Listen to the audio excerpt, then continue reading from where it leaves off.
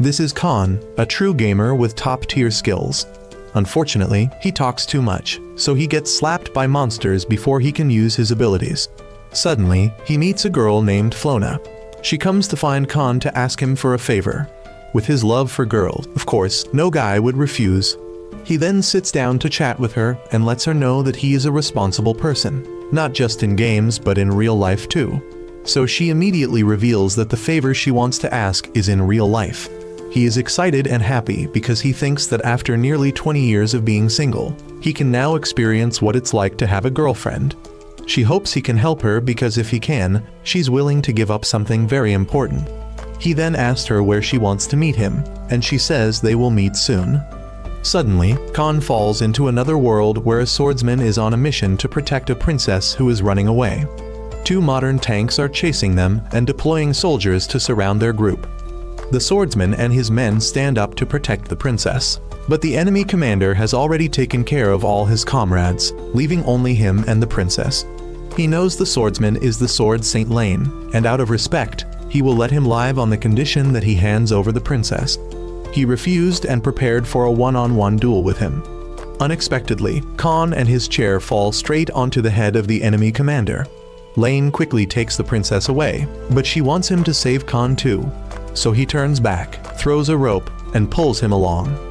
Khan is then constantly bombarded with questions about who he is, where he came from, and what the light he appeared in was. But he is the one who needs to ask where this is. He hears an unfamiliar name and thinks he might be dreaming. A little girl comes up and punches him to make him realize this is not a dream. He's about to hit back when Lane threatens him because this is Princess Pyria. He doesn't believe the princess is this violent little girl because the princess looks more like the girl over there. But that's Maria, the princess's maid, and she's not a girl but a trap. To make sure, Maria lets him feel down there, making him lose all faith in life. He's fallen into a confusing situation and met some strange people. Meanwhile, the blue-haired guy from earlier has returned to report to the commander about the mission's failure due to being hit on the head by a stranger. But he tells it as if he was caught off guard, which is why he lost. So the commander wants to see who could catch the blue-haired guy off guard. During this time, Khan learns that Lane is escorting the princess to a wedding with a neighboring country to form an alliance, and it seems the group attacking them are rebel insurgents. He thinks the princess is older than him, but the little girl is only 8 years old. He thinks this is illegal, but the princess says she's okay. They still want to do something to repay Khan, so he decides to ask them to buy him a pair of shoes. The group then enters a town and goes to a shop to buy shoes for Khan. Since everyone is choosing ridiculous pairs for him, he boldly chooses the most expensive pair in the store, and the pair he gets looks quite rugged. Suddenly, Lane senses someone following them and signals Khan to prepare to run. The group then runs into an alley and ambushes the two followers. The enemy then pours in, forcing Lane and Maria to stand up and deal with them, while Khan stays behind to watch over the princess. The group then follows Lane to the underground sewer and finds their way to the edge of the city. However, this place is strange as there are no guards. Khan doesn't want to waste time, so he runs out to check and calls the group to follow. However, as soon as they come out, the enemy commander appears. He is Eric, and he's stronger than the guy Khan took down earlier. Maria and Lane stand up to face him. He confidently deals with Lane and activates his sword to knock him and Maria down in one strike. Khan is also struck down by his sword. He's disappointed because he thought Khan would be a little stronger. He then approaches the princess, but Khan continues to stand up without giving up. Admiring his perseverance, Eric decides to use a stronger move. But as he stands preparing his move, Khan approaches and kicks him straight in the groin, causing him to pass out and allowing the group to leave. Lane is surprised that he could take down someone as tough as Eric, but Khan finds it normal. He also steals Eric's fancy sword for future use. Princess Pyria decides to appoint Khan as her knight from now on, and he's not allowed to refuse because Lane is ready to send him off if he disobeys. But he's determined to refuse at all costs because he doesn't want to be a servant to this little girl. A few days later, Eric wakes up and remembers being kicked in the groin by Khan. The doctor then comes to deliver the bad news that they had to remove one of Eric's testicles. Hearing that he now only has one jewel left makes Eric very bitter, and he swears to take revenge on Khan. Meanwhile, Khan is still grumbling about not wanting to be a servant to this little princess, even if it's an official order. He thinks his task now is to find a way back to his old world. But Lane points out that he doesn't have any clues about that yet, so he might as well go along with their group. However, the princess wants him to serve her and she'll provide for his food and clothing. He still refuses because he has his own self-respect. No one stops Khan from leaving because Lane still wants them to continue to the capital and avoid the rebels by any means possible. Eric has now returned to the ranks, and everyone believes he lost because he was played dirty. But the more he stands listening to his subordinates talk, the paler he gets. He then walks away, leaning to one side, which looks very funny. Back to Khan. He's sitting listening to music when suddenly Maria comes to find him. It's unclear whether to call Maria he or she. Specifically, Maria wants Khan to go with her for a while. Maria asks if Khan feels uncomfortable going with them, and he says he doesn't exactly hate it, he just doesn't like being seen as a servant. He is then led by Maria to the carrier pigeons, but here they are enormously large. Maria wants to call for more help to make it easier to reach the capital. Meanwhile, Eric has gone to meet his superiors, and he knows he must quickly capture the princess and also reclaim the sword from Khan. But he's confident Khan won't know how to use it. Khan and Lane have then started researching how to use this sword. He notices the sword has a trigger and below it is a ball. This is used to absorb and transmit energy. He tried pulling the trigger and swinging the sword, but it's no different from when he normally swings a sword. But Khan knows this stone is very valuable, so he wants to remove it from the sword and sell it. Suddenly, the princess comes to find him and asks him to follow her for a while. They climb a watchtower, and the princess shows him that this peaceful scenery is what she's protecting. If she can't participate in the marriage, there's a high risk of war breaking out. Therefore, she's willing to sacrifice her him H to protect this whole world. So she wants Khan to continue helping protect her, but the problem is that he doesn't have any special powers. The 2 times he saved her were just luck. Suddenly, at this moment, Eric brings an entire tank to attack the city to force Khan to show himself. The blue-haired guy is now also with someone else looking for Khan in the small alleys. Khan has now joined forces with Lane, and they know that if they run away now, this town will be in danger. Suddenly, the group has a bomb dropped right at their feet, so they have to run away and unfortunately end up standing right in front of Eric. He aims the cannon at Khan, but fires off target onto his subordinate on the rooftop. He knows he missed because he's off balance. He fires a second time and misses again, so Lane decides to clear the way for Khan to charge in and fight. He believes Khan will somehow be able to use this sword. He then charges up, dodges bullets, and slashes one of the tank's wheels. Khan has activated the sword in some miraculous way and then charges forward, but the sword suddenly turns into a stone club, causing him to lose balance and fall. He picks it up again and charges forward, swinging the club to destroy Eric's tank. Eric still isn't defeated and steps out to fight him one more round. Khan realizes the way he walks is the consequence of his kick last time, so he stands still and lets him lose balance and miss. Khan decides to cure his balance problem by smashing his other side, causing him to be in pain and pass out on the spot. Eric's subordinates once again decide to retreat and promise Khan they'll meet again. After that, the Khan group also left, and he decided to help the princess's group, but in return, they had to find a way to help he return to him. Old world. She agreed and told he that he needed to go to the capital with her, which was not far from where the Khan group was. A girl had been observing and following the group. She sent her flying squirrel or flying mouse to approach Khan. Khan then wondered if he could return when he reached the capital, but that was a matter of luck. However, that place would surely have some clues. The group then encountered the flying squirrel mouse, and both Lane and Maria found it cute and wanted to keep it as a pet.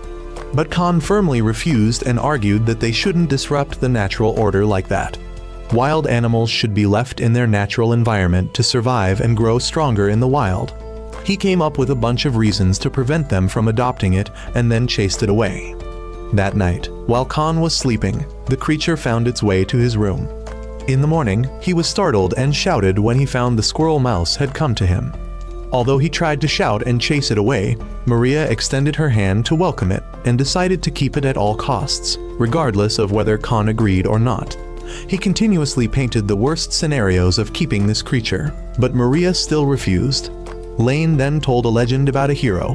The story of how famous that person was contrasted with how nonsensical it seemed to Khan when he heard that the hero liked cats. In short, Lane also agreed to keep the squirrel mouse. With 2 against 1, the princess also sided with the other 2. Khan absolutely disagreed and vowed not to coexist with this animal. He then went out to buy some hunting equipment because he didn't believe that a top server player in the hunter category like he used to be couldn't hunt a small animal. Lane asked what he was planning to do, and he just said he was going hunting for a bit. He then carried a net into the room to find the squirrel mouse, but was confronted by Maria pointing a gun at him, asking what he was planning. He then went to prepare poison to trick the squirrel mouse, but the princess caught him and wanted him to taste it if it wasn't harmful. The princess then had to gather the group and ask why Khan hated this squirrel so much. So he had to confess that he was allergic to pets, but everyone saw that he wasn't affected when he was near the squirrel mouse. Everyone then wanted him to stop making excuses and tell the truth, so he had to tell his story.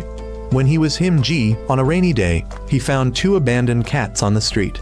He was kind enough to take them home and raise them. However, everyone wondered what tragedy had occurred at this point.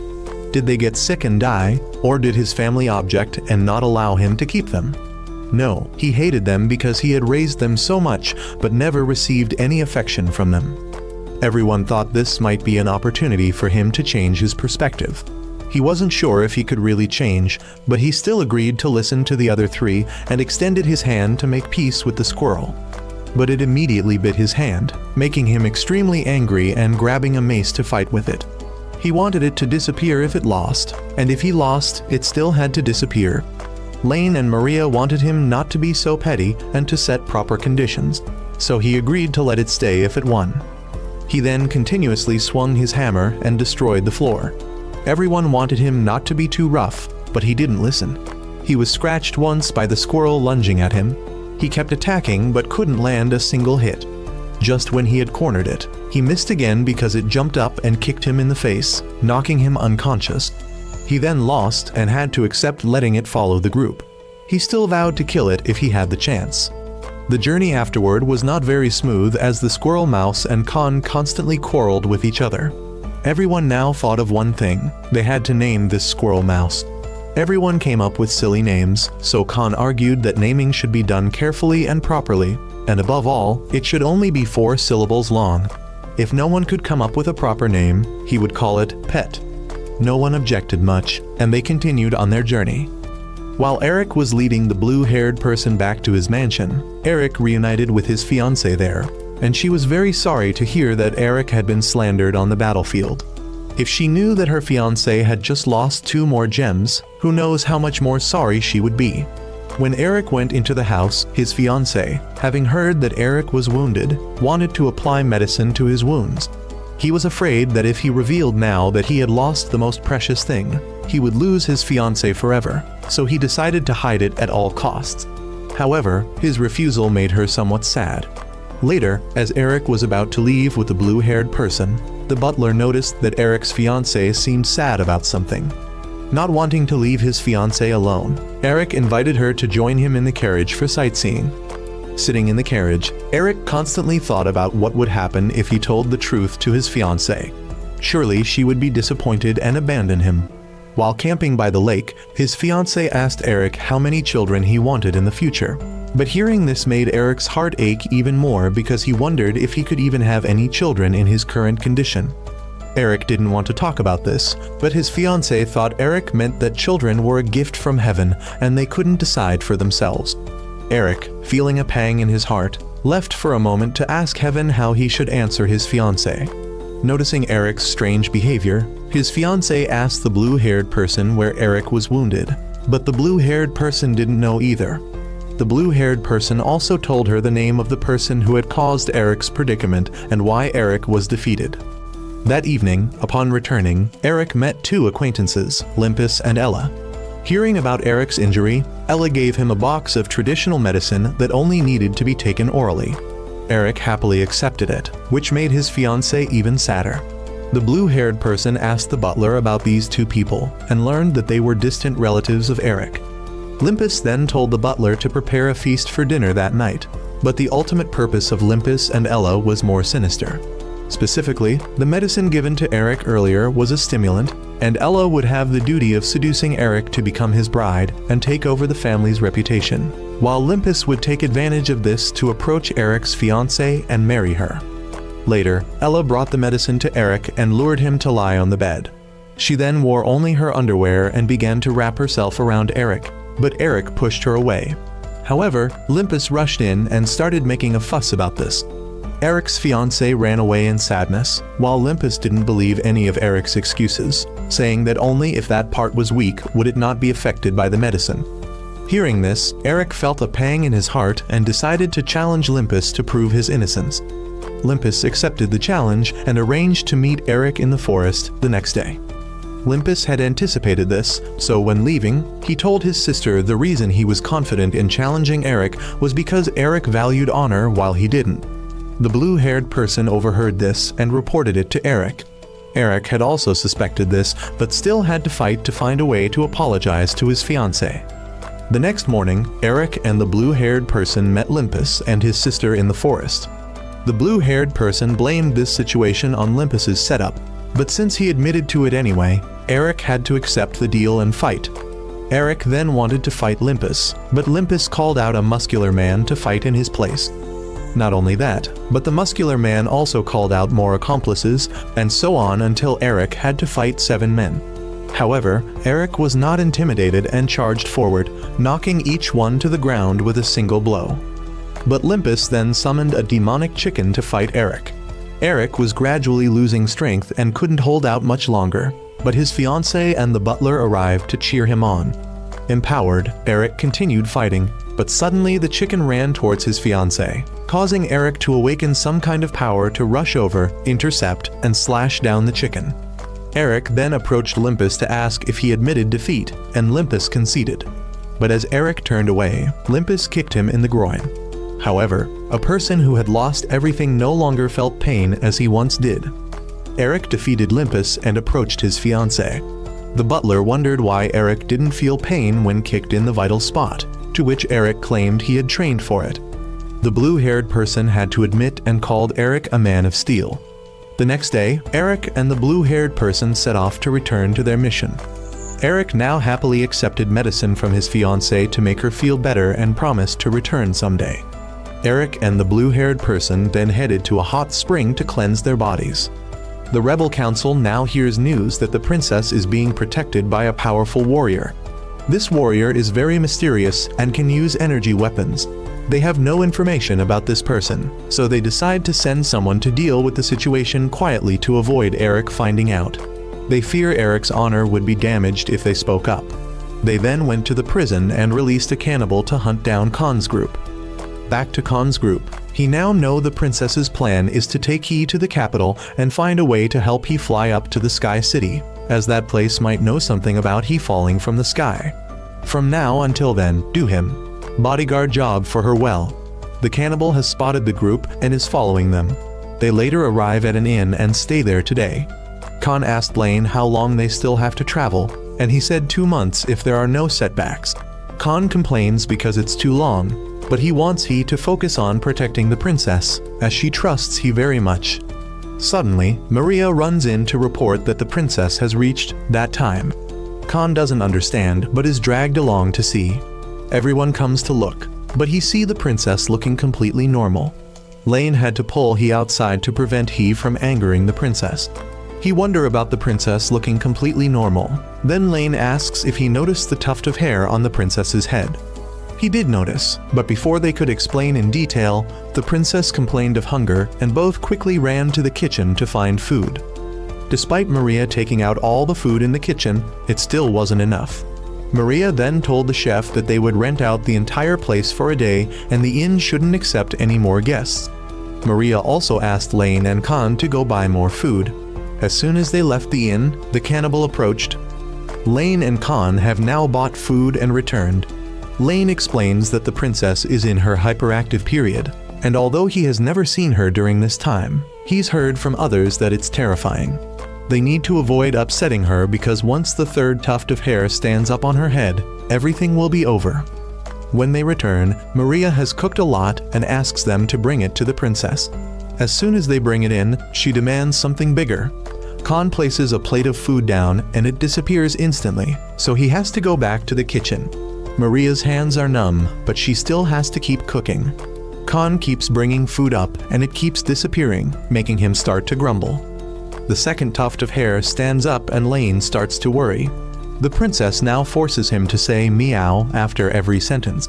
Although Lane knows this will make him look like a clown, he doesn't want to risk his life, so he tries his best to meow. She then makes Pet act like a bird, so it starts chirping and trying to fly. Maria has cooked so much that she's going crazy, but Khan now thinks the princess is just growing and eating a bit more, so they don't need to indulge her too much. He decides to handle this himself.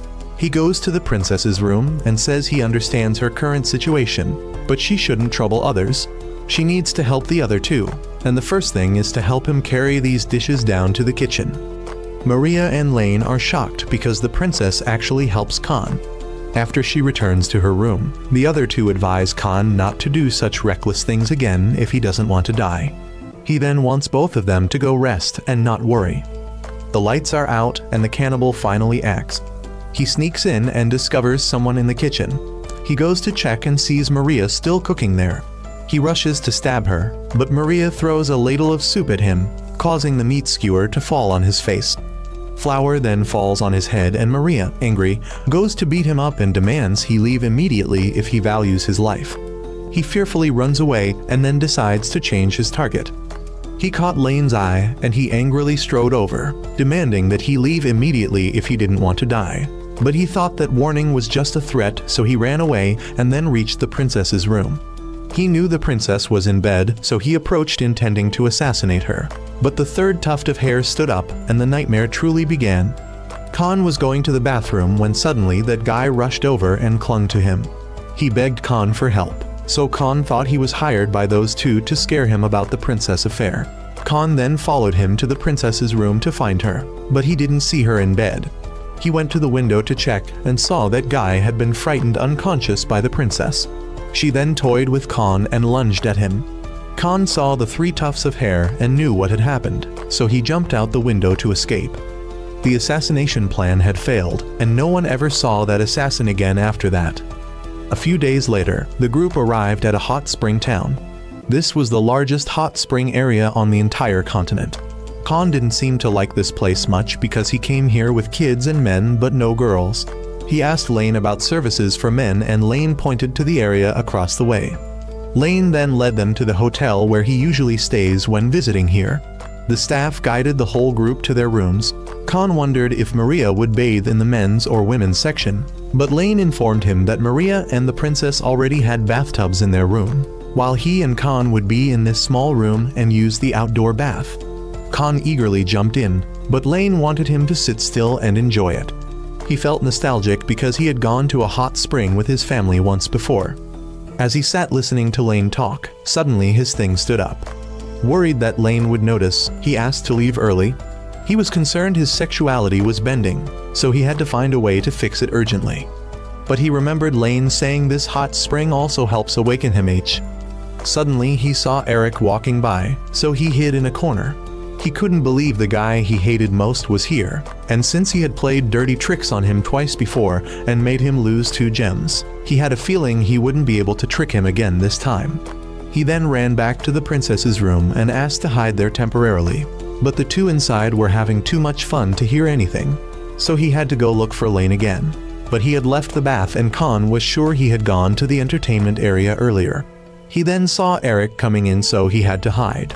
As soon as Eric entered, Khan noticed he was trying to beg the gods to grant a miracle for his brother to return to normal. It seemed pitiful, but oh well. Khan then ran to the reception desk and asked them to tell the princess and Maria to stay in their room at all costs. He then ran to the adult entertainment area to find Lane, but it was so big now he didn't know where to look. Suddenly, he saw some girls dressed as rabbits and realized Lane really likes animals, so he found a shop that he was sure Lane was in. He asked a passerby and learned that inside, customers drink while playing with cats. so he went in and indeed found Lane there. He told Lane what happened and that he just wanted to avoid Eric, not fight him. Suddenly Eric walked by again, forcing Lane to hide him. Khan then noticed his little thing had calmed down, so he realized it stood up because Eric was around. His body then suddenly started glowing, causing everyone to notice him when they returned. When they got back to the hotel, Lane wondered about his glowing, but Khan didn't know either. He just wanted to sleep first and figure it out later, but his body was too bright for Lane to sleep. Khan wanted Lane to just ignore it, but he asked Khan what would happen if he glowed like this forever. Khan worried he wouldn't be able to get a job, couldn't donate blood to help people, and worst of all, wouldn't get a girlfriend. Feeling dejected, he went to take a bath for a while. As soon as he sat in the tub, he saw his body stop glowing, but suddenly Eric was there too. Both of them started causing trouble and demanded to fight each other, because Eric saw that his body was glowing again and his penis was erect as if taunting him. He then wanted a temporary truce, as he didn't want to destroy this place and fight while naked. He thought that if they fought here, the owner of this place would get a bad reputation, and they would be discovered as losers while naked, so he wanted to get dressed before fighting. But just as he put on his clothes, he noticed Eric was vulnerable, so he grabbed a broom and hit him hard on the head, then fled with the whole group. After they set out, Khan was forced to wrap himself in bandages to conceal his identity. He felt this made him more noticeable, and he looked no different from an assassin. They then arrived at a new town, and while everyone was eating, Khan had to sit and watch because everyone was afraid he would be exposed if he opened his mouth to eat, so he would have to hide somewhere before he could eat. When he expressed his request, everyone ignored him, so he started to remove the bandages to eat but was stopped. He was then dragged away by the group, but the villagers blocked them because they wanted to see what was wrong with Khan's body. Everyone said he was severely burned, but they blocked the entrance and pulled off his bandages. He then revealed that he was glowing, so they bowed down and called him a god. The village chief came and said there was once a prophecy that a god would descend to earth and his body would glow, so they considered him to be that god. He confessed that he was a person who fell from the sky and was warmly welcomed by the villagers. He was then fed abundantly and thought that if they told the truth, the villagers might not let them go, so it was better to just go along with it. We now know that his body glowing was due to excess magic power in his body overflowing and radiating outward, creating this phenomenon. The village chief then came and gathered all the villagers, saying they wanted to see his miracles. He made himself glow and a swarm of butterflies suddenly flew around him. Everyone saw him as truly a god and asked him to bring back the village's water source. He told Lane to give him the sword, then transformed it into a hammer and struck the village well. The underground water source below gushed up and helped the villagers out of their misery. The princess thought he was just lucky and wanted him not to go too far with this, or the consequences would be unpredictable. Lane planned to leave early while they still could, but the village chief asked him what happened in the early days of the world. He started spouting nonsense, so the princess's group had to explain to the villagers for him. They gave the villagers the answers they wanted to hear, and ended up having to stay for another day. The next day, the villagers came again to ask God Khan about knowledge of the world, where it began, and whether the world would come to knowledge. He explained a bunch of nonsense again, and the princess had to correct it. Some people stood up to argue but were ordered by Khan to bow down, saying that foolish humans dare to argue with a god. In the following days, Khan was given a large shrine by the villagers, countless treasures, and was surrounded by many beautiful maids. He wanted to enjoy it more, but the princess's group thought he should leave now if he didn't want to be exposed. He thought he couldn't be exposed because he was still glowing, so people would believe whatever he said. But the villagers had started to riot and demanded to see Khan every day. He had to appear to calm them down for a while, then went inside to start wrapping himself up to escape. He was then discovered by the village chief. He said he had to go to other places to preach, but the village chief needed him to continue teaching the chaotic people below, or else they would go to war with other cults to expand Khan's faith more strongly. He asked to stop that and decided to go out and call on the people to expand their faith by building a tower on that mountain. At least this would buy him more time and utilize their labor for something. Lane decided to design the tower for the villagers because he was the valedictorian of the engineering design school in the army. Several days later, the tower was completed and Khan stood glowing before the people. But Lane wanted him to glow more. He exerted more power and made the hot air balloon that Lane had secretly made fly up. Khan used the excuse that they would return to heaven to deceive the people. Seeing this, the village chief reassured the people that Khan would return to heaven and their task was to continue spreading Khan's faith throughout the world. Khan then left with the whole group, and his body suddenly stopped glowing, causing the group to panic because without his glow, they also lost the energy to fly. The balloon nearly fell, forcing everyone to tell Khan to try hard to glow. But he gave up because he couldn't produce any more energy. After a few days, we meet Eric again. Eric was standing in the breeze when he unexpectedly met the girl who had been following Khan's group all along. Eric knew this girl. She was from the Sky City and her name was Alma. Blue Hair suddenly ran up to report that Eric would soon be able to return to the army once more. Blonde thought he would be able to stay close as Eric's advisor, but everyone objected because they all saw themselves as Eric's most trusted confidant. That night, Pet went around the inn and saw everyone sound asleep, so he decided to go out and report. Eric's 4 confidants were out drinking at this time. While drinking, Red Hair and Black Hair found reasons to badmouth each other, and were about to fight when Blonde told them both not to misbehave and bring disgrace to Eric. All 4 then decided to state the reasons why they considered themselves most worthy to serve Eric.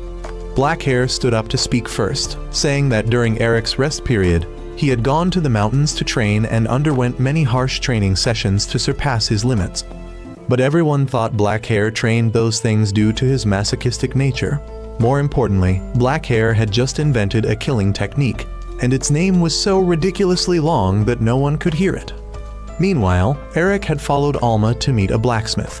This blacksmith had made an order according to Alma's request, which was to create a sword for Eric, and this sword could be called a holy sword. Back to the drinking party, Red Hair revealed that he had just forged an unyielding will. Specifically, on a mission, or more accurately a night of revelry, Red Hair claimed that he and 2 comrades had entered the enemy's lair, which was actually a tavern.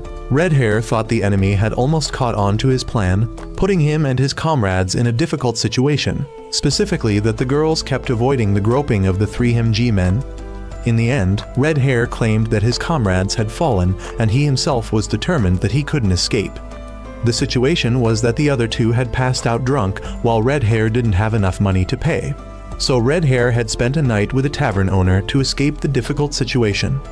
Hearing this, Blonde knew Red Hair was referring to the night at the bar because Blonde also knew about that incident.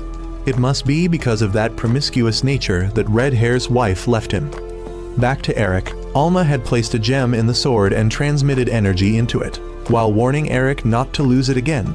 Eric promised and vowed to wash away the shame of the past. Back to Blonde's story. The reason he said he was suitable to be by Eric's side was because Eric needed love, not a powerful attendant.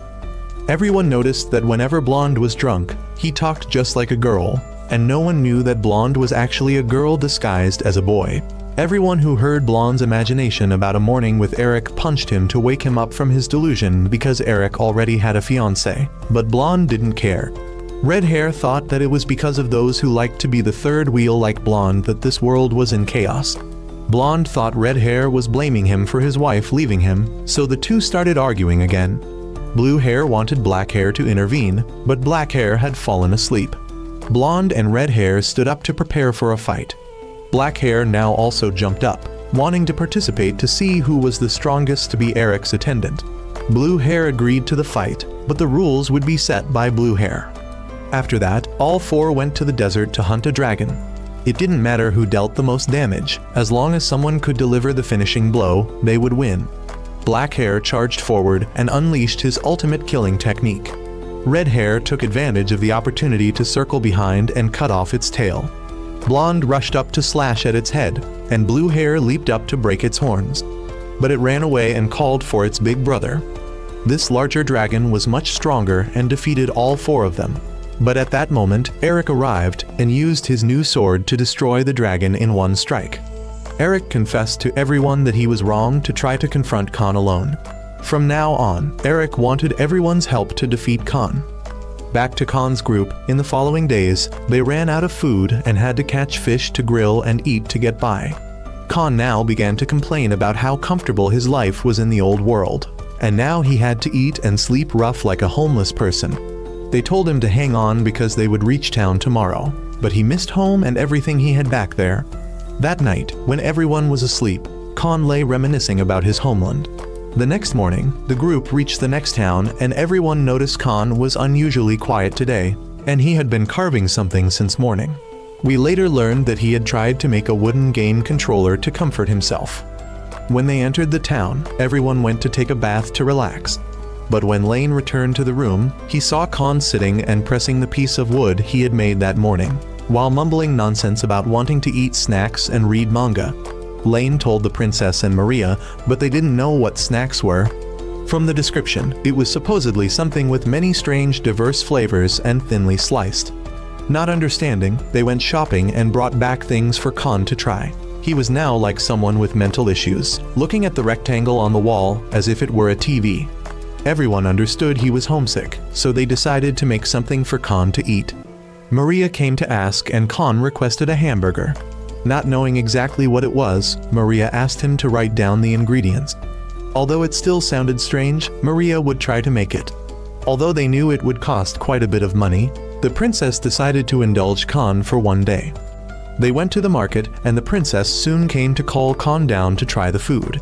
When he came down, Maria had somehow managed to create Coca-Cola and hamburgers for him. The familiar taste delighted him and he asked for more. But when he went into the kitchen to see how Maria made it, he saw the place looked like a laboratory combined with a witch's potion room, and there were monsters flying all around. Too scared, Khan retreated to his room to play imaginary games again. Maria then thought the problem might not be in the taste. But now they thought about the second thing Khan mentioned, which was manga. Based on Lane's description, Maria had something to give Khan. He received it, opened it to look, and then had a nosebleed when he saw it was an adult magazine. He then used a blanket to cover his eyes and continued playing games, causing everyone to be confused about what Khan needed. Lane was too tired of this, so he decided to take Khan out for a trip. Lane then took him to a casino, but what they played was not upstairs but downstairs. Lane led him to an underground arena where he could bet on the fighter he believed would win. Currently, this masked fighter was the candidate for the championship. He then led Khan to the betting ticket booth, but only Lane placed a bet, not allowing Khan to bet. While sitting in the waiting room, Khan kept asking why he couldn't place a bet. Just a few minutes later, the fighters for the next match were called to the arena, and Khan was among them. He was brought to the arena with 3 other muscular men. The candidate for the championship heard that the finalist had arrived, and that person was Khan. He defeated the other 3 by running around making them hit each other, then rushing out to kick the last one standing in the groin. The manager of the championship candidate saw that Khan was not to be underestimated. He then shook hands with Lane to enjoy the most wonderful match together. Khan then went up to the arena and saw the opponent carrying a chainsaw. He complained, but the other side said that since he also had a sword, this was fair, so he had to run for his life because getting hit by the saw would certainly mean death. Lane wanted him to fight like he did with Eric, but he said the two were vastly different. He then found himself cornered and pulled out his mace to knock away the chainsaw. But afterwards he gave up and fled the arena, angering all the spectators. When they returned, Khan said that all 3 of them were trying to use him to make money. He was just homesick and feeling sorry for himself to get a little more attention from them, but they dragged him out to profit. A few days later, the group passed by an abandoned castle and decided to stay there for the night. The next morning, when they set out, Khan kept complaining about back pain from sleeping in that abandoned castle. Suddenly, a cannonball was fired at them, and Lane managed to get the group to dodge it. Eric saw that the shot had missed, but at least it was a good opening move. Eric's troops then charged forward and Lane and Khan stood to stop them. Eric then arrived and dueled with Khan, but the explosion from their weapons clashing caused an explosion that made Khan's entire group fall down a cliff. Lane jumped down after the group and Khan soon regained consciousness. The princess and Lane were safe, and they also discovered that Black Hair had fallen down here with them. On Eric's side, they had captured Maria and brought her back to camp for interrogation. Maria kept acting like an idiot and boy crazy to make Eric's side complacent, buying time for Khan's side to act. Khan's side had tied up black hair, and he wouldn't reveal anything, so the princess went to step on him a few times, but Khan stopped her because this method wouldn't work on a masochist. Maria was now being interrogated, but kept showing her boy crazy and silly nature to prevent Eric's side from forcing any information out of her. Black hair also decided to keep his mouth shut at all costs, but when Khan started chatting and asking if anyone besides Eric was stronger than him, he said he only lost to Eric while the other three had weaknesses. One was weak to women, one was an alcoholic, and the other was too himgy and naive. So suddenly Khan learned the weaknesses of the other three. He just regretted not being able to trick him into giving information about the cannon. Khan then came up with a way to deal with Eric's side, as they might be holding Maria. Eric's patrol team then returned and reported that they had found black hair tied up in the forest with a note stuck to his back. Eric read it and knew Khan had arranged to meet once to settle everything. Eric then released Maria as a gesture of goodwill, and Maria noticed that Eric was very similar to herself. Maria looked down and Eric was startled and told her to leave quickly. Maria then returned to that abandoned castle and reunited with Khan's group. He told Maria to help prepare because he needed to welcome Eric's group. Eric and his people then arrived at the castle and decided to charge in. Khan had drawn arrows for guidance and Eric followed them to a room with an exercise chair. Black hair excitedly ran over to try it, triggering a trap that crushed his foot. Going a bit further, there was a magazine in front of them. Everyone knew it was a trap, but red hair stepped forward and although still tempted, he grabbed it and stepped back, thinking he had escaped, but then an iron basin fell on his head. In the next room was a pile of alcohol, but red hair was very sober when he shot and broke everything so Blonde wouldn't fall for it. Eric's people kept falling for traps in the castle. Eric and his 4 attendants then reached the final room and were doused with a bunch of lubricant by Khan. He kept taunting Eric and then made the whole group fall down. Eric now wanted Khan to come out and face him properly. He obliged and came out, threatening Eric that if he took one more step everything would explode. But Eric used his sword and launched a strike from afar to destroy both the princess and Khan. Everyone then thought Khan and the princess were dead, so they turned to leave. Pet then woke up in the rubble and truly thought both of them were really dead. In the following days, Eric's people also carefully monitored Maria and Lane to see if they had any unusual movements. Red hair and Blonde saw them go to an inn and stay there. The reason Eric's side was still suspicious was because Khan was originally very cunning, but now he died so easily, which was not right at all. Blonde was originally following to ensure red hair didn't secretly neglect his duty to go play with the girls here. That night, they both observed that Maria and Lane had no suspicious movements. The next morning, Lane and Maria were still in the room, and Blonde and red hair kept arguing about red hair wanting to play while on duty, but of course Blonde wouldn't agree. They then saw Lane and Maria go out, so they followed. As they followed, they saw the two separate, so each person followed one target. Red hair followed Lane and noticed he seemed to still know nothing. Lane then went to a cafe and met a man there. Lane gave money to this person and then they went their separate ways. Red hair decided to follow this new man up the mountain. Due to the thick fog, red hair soon lost sight of that man. But when following the direction the man went, red hair discovered a cemetery. When he returned, Blonde reported that both had returned to the inn, and when he heard that red hair had lost his target, Blonde mocked him as pathetic. Black hair and blue hair now felt a bit bored because they had lost an enemy to motivate them to fight. Everyone thought Eric would feel the same, but when Eric entered the tent, he burst out laughing. It was the third day red hair and Blonde were monitoring Lane and Maria. All day long, Lane and Maria did almost nothing but stay in the inn, making Blonde and red hair feel bored. At night, red hair suggested going out to investigate about the man he had lost earlier. At first, it seemed like he was really going to gather information, but then he reverted to his old ways and went into a bar, having fun with a girl until he was dead drunk at the bar all night without returning. On the fourth day, red hair was punched by Blonde and confined to the room until the end of the monitoring mission. That whole day, there was still no movement, until that evening, red hair saw Maria go out, so he immediately followed. He followed Maria to a bar and thought this would be the place to meet Khan and the princess again. But Maria came here simply to drink to drown her sorrows. Red hair sitting behind also had to order drinks continuously. Both he and Maria kept drinking until red hair was drunk first, But Maria still showed no signs of being drunk. Unable to bear it, Red Hair voluntarily came to sit with Maria and said straightforwardly that he had no intention of fighting, so Maria didn't need to draw her gun. Maria said she had lost and couldn't fulfill an important mission, so now the only way was to drink to forget. Even if they monitored for however long, Maria's side had known from the beginning. However, even if they monitored, it was for nothing because now Maria and Lane could only do what they could. Maria then left and punched Red Hair once as payback for them killing the princess and Khan. The next morning, Red Hair told Blonde to pack up and return because Maria's words seemed true. But then suddenly Red Hair remembered that Maria had known they were monitoring them from the beginning, so he turned to check and found Lane and Maria had left. They both hurriedly went to check, and then Red Hair remembered the cemetery from before, so he dragged Blonde to see. But when they got there, they only saw Lane and Maria holding a funeral for 2 coffins.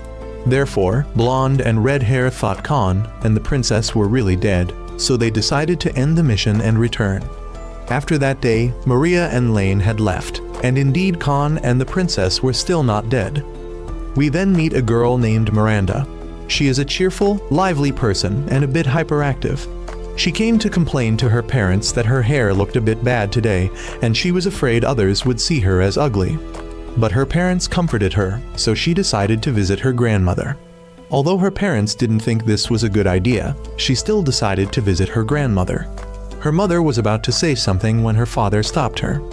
When Miranda went out, she was shunned by the villagers, and she seemed unaware of this. Khan was now sitting smugly about his perfect plan to fake his death. The truth was that earlier, they had used the large mirror in that castle to reflect and deceive Eric's group.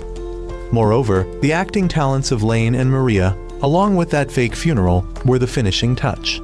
Having shaken off Eric's group, they could now be confident that they wouldn't be bothered anymore. Khan then suddenly had severe stomach pain, making him not understand what was wrong with him, as he hadn't eaten anything strange and didn't feel the need to go to the bathroom. As for Miranda, she had gone to her grandmother's house and made her grandmother choke on a cake.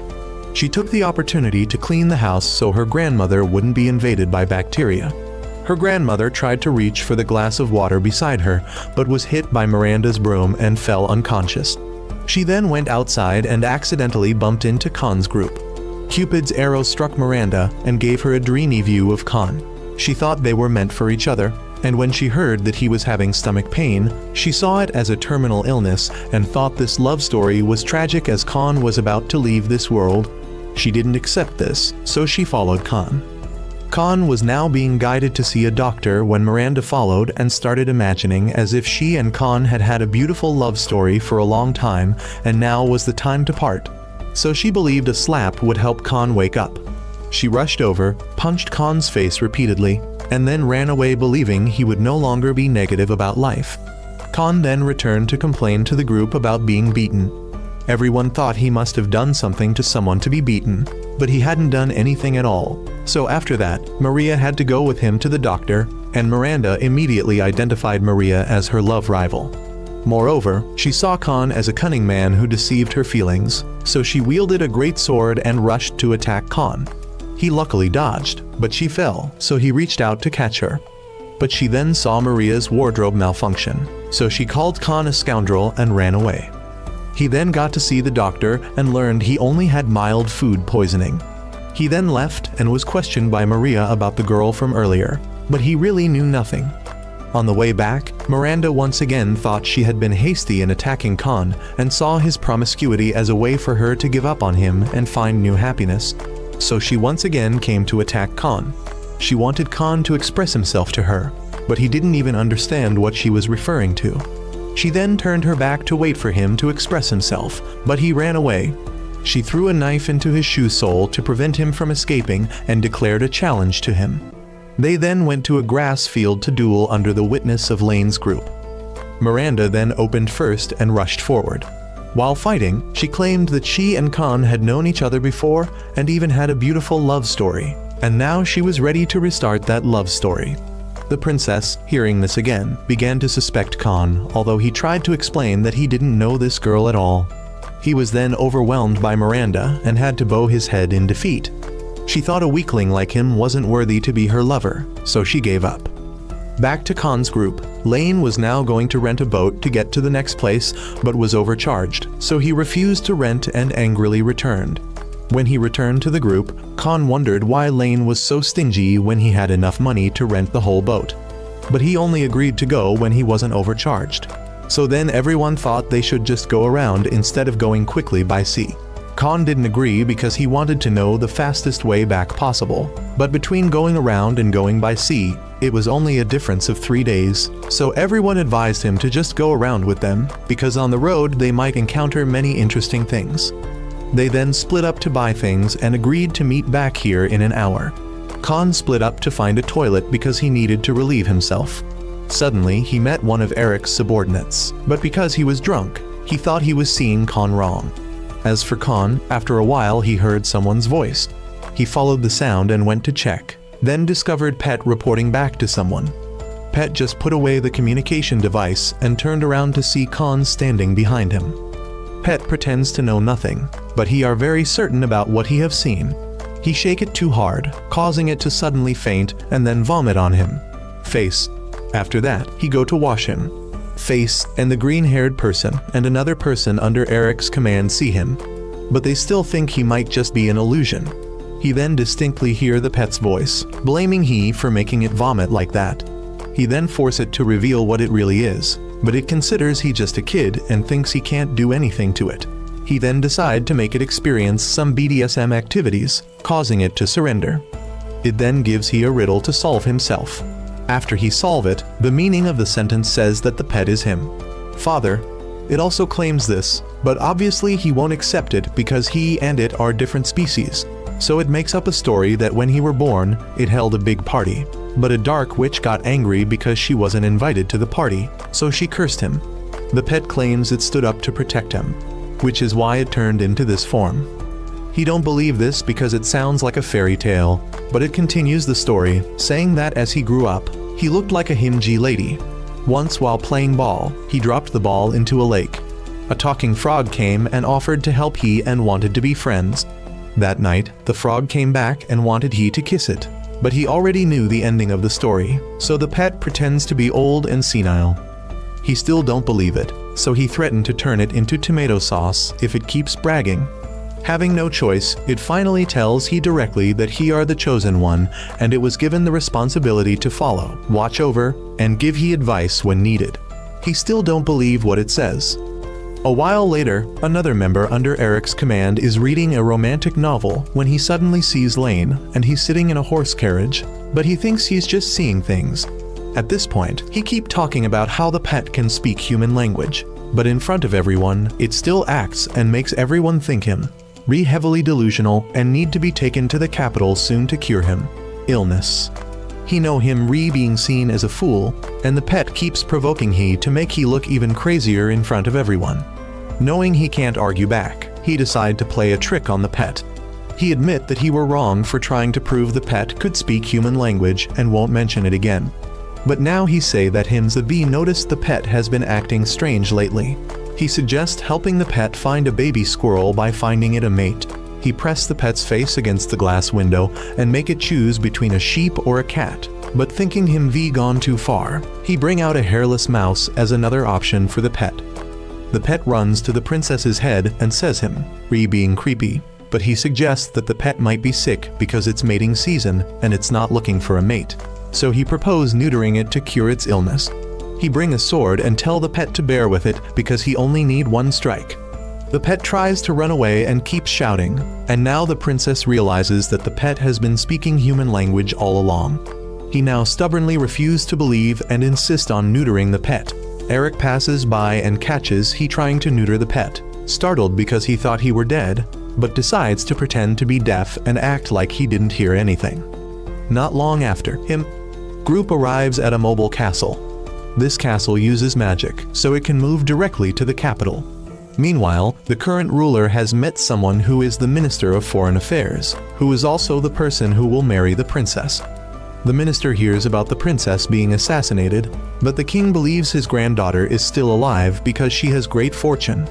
He then turns and leaves, and we can see that he has quite inconsistent memory, sometimes remembering and sometimes forgetting. The minister, hearing that the princess is still alive, decides to send someone to investigate and punish the rebels if it's true that the princess is still alive.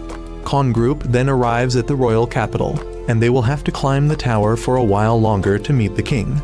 However, this process is quite fast because there is an elevator that transports the royal family up there. As they enter the hall, everyone sees a group of old people there. These are nobles related to the princess, and they look as if they're eager to seize the throne.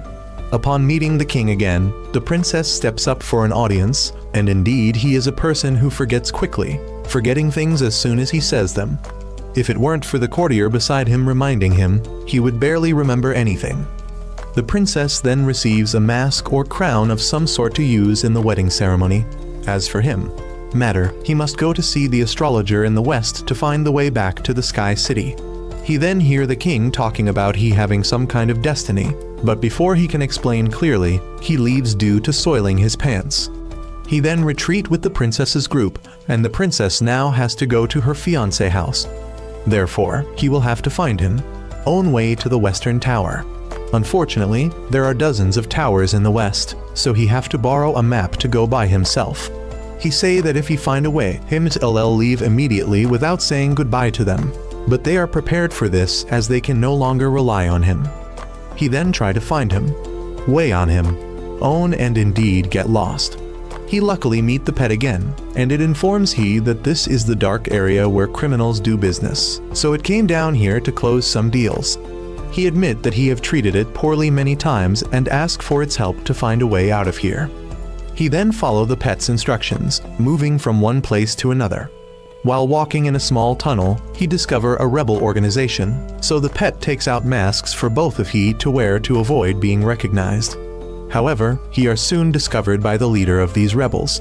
The leader tells he about his goals and sees he knowledge of the reason as an excuse to eliminate him. He run away and encounter another group of rebels, but these are animal lovers. The leader also discovers him, tells he about their ideals, and sees it as a reason to eliminate him. He run again and meet another rebel organization, but this one is for transgender people. He again hear their ideals and then are chased. He managed to run outside, where the leaders of the three factions have gathered and decided to fight each other for the right to rule the kingdom autonomously. He take the opportunity to escape, and more leaders of rebel organizations come out to fight each other.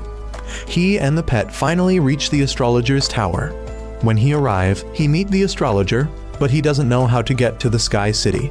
Suddenly, a voice rings out telling he to go to the princess's fiancé house, where he will find a way to get to the Sky City. He don't like this roundabout way, so he run there, but the figure has disappeared, and above is indeed the Sky City. The next morning, he returned to find the princess, and she thinks him come to say goodbye. But he say he want to continue going with the group. Lane and Maria return at this time, and another person is sent to support the group on their upcoming journey. The three characters gathered here all seem familiar. Well, the viewers recognize them, but the characters in the movie don't. The group then follows the mustached man to the minister's airship to go to his territory. The rebel organizations, hearing that the princess is still alive, know they must carry out their plan soon and attack the country from many sides and in many areas, as they have now fully prepared for the plan.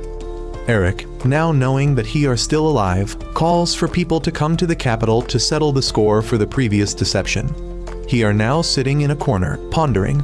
He realized that once they reach their destination, their journey will end, and they will have no reason to stay together anymore. But he still worry about the princess because it seems she doesn't like this marriage. However, Lane doesn't care because their job is to escort the princess to a safe place. He wonder where the princess is, and Lane tells he that she is learning wedding etiquette from Maria. Meanwhile, the green-haired person has infiltrated the palace because earlier, Eric was suspended and not allowed to march here. Although Eric was suspended, the green-haired person doesn't want to sit idle. He wants to deal with the princess himself before the superiors act. At this time, the princess was constantly hearing Maria praise the minister, which was quite annoying because she felt everyone was behaving the same way. Meanwhile, Green Hair had found Khan's room and began to see him doing things that looked like a fool, specifically jumping on the mattress wearing only shorts, then sitting with his butt facing the window and watering the dragon circle below. He had rushed in to stop these actions but still remembered to wear a mask to hide his identity. Khan had asked about the princess's future husband, but Green Hair had never met that person before, so he didn't know. Khan really wanted to intervene in this marriage. He then realized the Himji man in front of him was quite familiar, but he was shot down by Green Hair with a bullet. Green Hair then left, while the minister heard news that there was an intruder on the ship. The minister knew the intruder was someone from Eric's side, and was certain they came up here to assassinate the princess, so he decided to ignore it. Green Hair then passed by and saw Lane playing with an imaginary cat, so he ran in. Lane now also asked Green Hair about how the minister usually treats servants, because he was starting to worry about this marriage of the princess. But just as Lane thought Green Hair looked familiar, his fate was the same as Khan's when he took a bullet. Green Hair then walked past Maria and called her to stop and talk. Maria started saying a bunch of things that Green Hair couldn't understand, and when Maria thought this mask looked familiar, she immediately took a bullet too. Pet couldn't escape that fate either. When stepping into the princess's place, she recognized Green Hair, and he also immediately informed her that her bodyguards had all been dealt with by him. Green Hair saw that the princess was so noble that she was willing to sacrifice herself to save the world, but she felt uncomfortable and threatened to deal with him. Khan had now regained consciousness. He luckily survived thanks to the pile of magazines hidden in his shirt. Running to Lane's room, he was still alive thanks to the coin in his body. Both ran out and met Maria, who was only shot in the mouth pad, while Pet was hit with a few medals. All four then ran to find the princess and saw her unconscious on the bed, but it turned out the princess was just sleeping. Afterwards, everyone didn't understand how the princess still escaped danger, but she just thought that Green Hair had read a few things, so he automatically left. Previously, Green Hair learned that the princess did these things because she believed her own happiness compared to the happiness of all people was too cheap a price, and if she were assassinated now, there would still be many others to replace her, so she wasn't worried about anything. So Green Hair gave up. Because Green Hair likes torture, so he doesn't like making victims happy. Khan still didn't quite understand the reason Green Hair left, so he wanted the princess to answer. But she just looked out the window and saw Green Hair mention that her current life was owed to him and he would come to collect later. At the end of that day, they had also arrived at the minister's castle and Khan's journey had also ended early. However, from now until the wedding ceremony there is still a month left, so the princess will still order Khan from now until then. They then entered the minister's castle and met his head butler here. The butler had arranged and assigned rooms for them. Khan had asked where the minister was because he had something to ask him, but the butler informed that the families of both sides were not allowed to meet until they had finished learning all the rituals. Khan had asked about how to get to the Sky City and learned that there was a place in this area researching how to get there, but this information was top secret that the butler was not allowed to disclose. But without him saying it, Pet had already bought the information and knew the location of that place. Pet then led him to the research institute here, and he needed a permit to enter.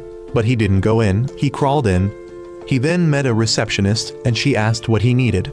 He said he was a warrior and wanted to go to heaven. Then the girl immediately sounded an alarm and had him arrested. He was then thrown into a room and met someone who could give him the solution, as long as he could prove he was a magic warrior. He took out his sword and began to transform it, so the wall in front of him opened up. In front of him was a kid who was actually the owner of this place. He didn't believe this was the person in charge, so he shouted for the real person to show themselves. But after hearing the theory from this kid, he began to suspect this might actually be the person in charge. However, to get information, he had to exchange it by becoming an experimental subject for the kid. The kid then placed some pieces on Khan's body and started bringing in two girls. The kid wanted to see if warriors like Khan had the same reactions as normal people, which indeed he did. He was then taken to experiment 2 at the swimming pool. He was lowered into the pool and the two girls came again, tied his hands to a rock and pushed him to drown. When realizing that he could drown like normal people, Khan went back on his word and demanded information from the kid in return. The kid allowed Khan to ask 2 questions, and he asked how to get to heaven, but the kid couldn't answer. He asked about the spaceship outside, but that wasn't powerful enough to reach the Sky City. After 2 questions without getting any useful information, Khan was very frustrated. As for the princess, she didn't know when Khan would find the answer, but feared it would take quite a long time for him to return. Khan continued to be an experimental subject. After a series of grueling experiments, he was allowed to ask 4 more questions. He asked about information on the Sky City and learned that the place seemed to operate and fly thanks to magic, so it must have been created by humans, not gods. However, each place had a different record of that city, so nothing was certain. He then asked a few other random questions, but was again tricked by the kid researcher, so he couldn't ask anything useful. He then had to continue doing experiments to test his information and imagination. All showed that he was just an ordinary person with nothing too special. But he was allowed to ask 2 more questions, and he wanted to know what national secret about the Sky City. It was known that someone had once made a passage from the ground to the Sky City. However, that passage had been hidden and currently no one knew its location. Khan asked if he knew him, but he didn't, so Khan decided to leave because he had nothing left to ask. But the kid rushed over and started using the cute eyes of a little brother to beg Khan to stay. He hesitated for a while only to be tied up by the kid's people. He was then taken to the operating table because the kid believed magic warriors like him had some part different from humans, and because there were no X-ray machines at this time, he was determined to be dissected. But Pet cut off the electricity and came to rescue him. They were then surrounded by soldiers, but Khan smashed the wall to escape. The research boy still called him to come back, but he would only come again in his dreams.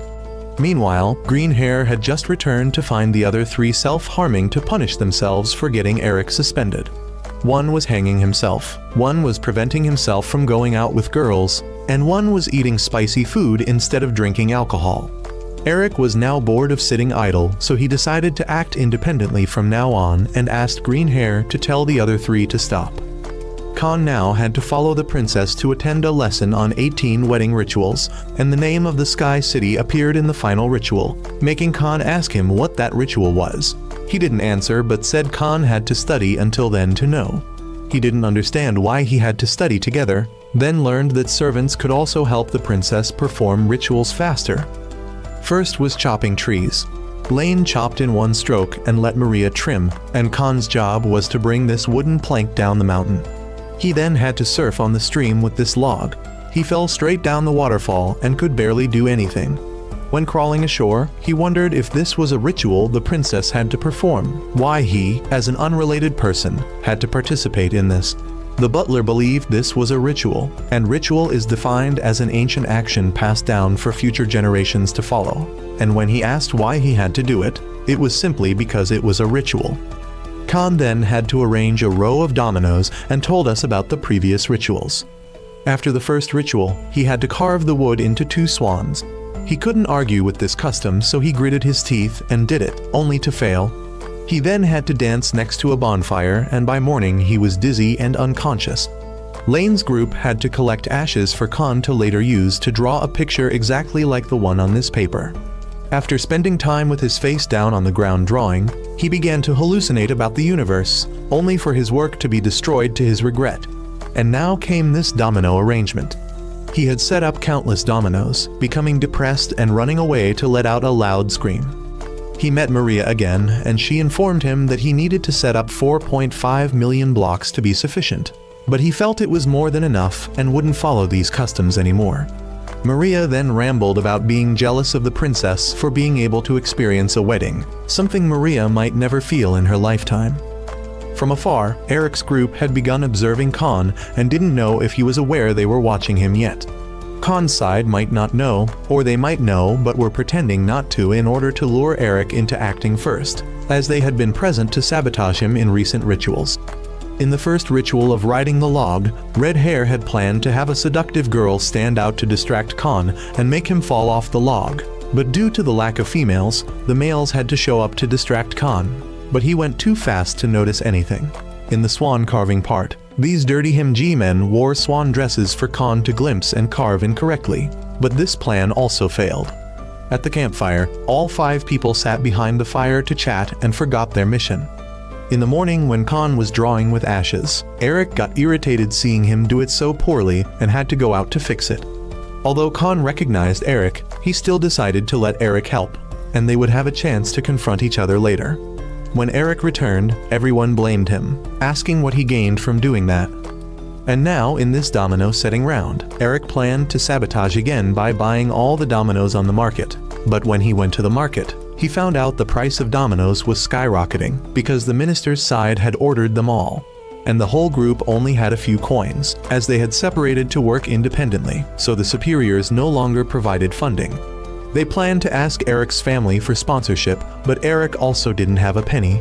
Suddenly, they met an old man selling dominoes, but the group didn't have much money, so Maria spoke up to buy all the old man's dominoes. The two sides then fought over the poor vendors, so Khan rushed in to intervene, but then he also got involved in pulling the man. They pulled too hard until something red splattered out. Maria then tripped and fell on Eric. Both rolled several times and accidentally touched each other's important parts, and thanks to this accident, many things would happen later. The red substance earlier was just the old man's wine bottle. Not long after, the 14th ritual of the princess dropping eye drops from above was also completed. But as soon as there was time to take a break, the princess's first hair strand stood up. Khan panicked, but Lane covered his mouth to prevent him from saying nonsense. They then invited each other to go sing karaoke, and Khan didn't think this world was modern enough to have this stuff. But he was mistaken when what was in front of him wasn't a TV, but a dwarf sitting inside playing instruments. The princess started to feel uncomfortable and was about to grow a second strand when Maria had to hurriedly order food and ask what the princess liked. Maria could no longer maintain her feminine voice and growled, pressuring the waiter to bring the dishes up quickly. But after finishing the first round, the princess still opened the menu again, making Maria rush to order more. The food was then brought and Khan wanted the princess to stand up and sing, but Maria grabbed it and Lane informed that the princess shouldn't be allowed to sing in this condition. Because previously when this incident happened, the princess had made dozens of people sit and listen to her sing for dozens of hours straight. And despite continuously stumbling while singing, the princess showed no signs of stopping. After that incident, 17 people were unconscious and 64 people had to be hospitalized for emergency treatment. The auditorium collapsed and took 2 months to rebuild. Afterwards, when Maria started singing the first song, Khan realized this wasn't like a karaoke bar used for stress relief at all. The princess then turned off the music because it wasn't good, so Maria had to change to another song. Maria sang a song about her dual gender, and Khan understood that they would have to sing about their shame and accept the pressure put on them. Khan then understood and accepted to sit and listen. Eric's group heard the noise and intended to go knock on the door to rectify the situation. But everyone stopped them because they came here for entertainment, not to bother and cause trouble with others. Back to Khan, Maria had finished singing and he used the excuse of not knowing the local writing to avoid singing. So Lane had to sing. He drank a bottle of alcohol to release the pressure and ran up to sing about cats. But Khan couldn't consider himself safe because Maria signaled him to take the tambourine to use. He added accompaniment, and then suddenly after Lane finished singing, the princess discovered the scoring mechanism of karaoke. So she forced Pet to sing for a higher score than Lane's, or else she would throw it in the soup pot. As soon as she finished speaking, Maria had to call the receptionist to bring a pot of soup. The pressure increased, making Khan want to do something to help Pet. But if he let noise in, the score would be lowered, so now the only way was to pray for Pet to escape danger. But when singing, everyone noticed that Pet sang quite well, except it often made the mistake of getting too absorbed and reading out colloquial words that weren't in the lyrics, which would be counted as wrong lyrics. And then at the end, Pet had just thought it had sung very well when Khan and others all sympathized with Pet. The princess then requested to calculate the score, and it had to be at least 80 for Pet to live. When it reached 70, the score stopped, forcing Lane to throw a piece of meat into the 80 slot and trick the princess that the light had turned red at 80 so Pet had enough points. The princess couldn't see clearly so Khan had to run over to cover it. The piece of meat was about to fall so Maria had to shoot and break the TV to save Pet. At this time, everyone in Eric's group was drunk and starting to act crazy. Eric then had to go out to use the bathroom and shouted about wanting to sing. Khan passed by and heard but ignored it. Back with the group, Eric decided to take over to sing, but everyone kept snatching the remote control back and forth and started acting even crazier. Khan returned to the room at this time, knew hell was waiting in there, so decided to leave, and if asked, would just say he got lost. But just as he thought he had escaped hell pulled him back. The group then had to sit and endure the princess's torturous singing voice with no way to escape. Eric had just had the chance to sing when the others had all fallen asleep, but the reception informed that they were about to close. Not long after, the final ritual took place, which was rhinoceros-drawn chariot jousting, which was exactly as the name described. The princess and the minister now officially met, and Maria couldn't stop crying, while Khan was disappointed because in the end, the ritual he thought was hope turned out to be nothing. Eric now also knew they had failed to prevent the wedding, and they also didn't know why the organization deliberately suspended them to make this wedding go smoothly. Therefore, Green Hair volunteered to investigate the organization. Red Hair then followed, but Yellow Hair stopped him for fear Red Hair would go fooling around again, but Eric ignored it and let Red Hair go. Eric then went down to find Khan himself, making Yellow Hair have to run after him. In the evening, the princess came to Khan's group to say goodbye. She thanked everyone for their support over time, and Maria asked if the princess needed help. Khan would wholeheartedly help her, but she refused help from Khan and then left. The princess then went to the minister's room, and he showed her his stuffed animal collection. Khan at this time couldn't stop shaking his leg due to worry, but it was too late. As for the minister, he just wanted the princess to wear the cute outfits he had prepared for her, and the minister seemed still quite childish when he only liked to talk to the princess through the puppet in his hand instead of using his real voice to speak. Khan kept making a fuss because he was constantly worried that the minister would be a terrible person, but that was the princess's choice and he had no right to interfere. Khan had begun to accept the truth, but thoughts about that minister kept appearing in his head. He repeatedly banged his head against the wall to stop the dark thoughts, but then suddenly the princess inside started to get angry and raised 3 strands of hair, causing the whole room to explode. Khan ran to see and found the minister lying with his buttocks up, begging for mercy. The minister's people then came and thought Khan was trying to assassinate a high-ranking official, so everyone had to carry the princess and clear the way for Khan to run. Eric was sitting dazed by the lake when suddenly Khan's group came and asked Eric to handle this place. A rain of arrows flew in and Eric managed to hide behind a tree in time. Eric then met Yellow Hair and Black Hair again. Both had heard Eric's secret confessions, making him embarrassed and run out to fight to forget. But when called an accomplice of the minister's assassin, Eric knew he had been set up by Khan again. Khan's group had escaped and Khan had asked why the princess had hit the minister. He came up with a bunch of reasons, but the final reason was because a nose hair of the minister was dangling, making her uncomfortable, so she hit him. Eric was now running with his face down and swore he wouldn't forgive Khan. The minister also swore to revenge the princess at all costs. Meanwhile, the rebel side was extremely pleased to know that the princess and the minister had cracked, and now war would break out. Green Hair had been discovered and was found by some elite soldiers of the rebel side. Eric was being chased and had to hide up a tree. Police dogs had chased and found Eric's group. Suddenly, a beam of light teleported all members of Eric's group away. Pet had heard the news and suddenly told the group not to be shocked but to prepare mentally. The group was then also teleported and Khan suddenly found himself back in the room. He heard Alma's voice again and she asked for his help again. He just remembered the previous incident when he woke up. He met Alma and knew she was the one who asked for his help. She asked him to save this world and he was a bit concerned because it was quite dangerous and could be fatal, but in return he would receive a favor from her. He asked for her name, but she only said it was a secret.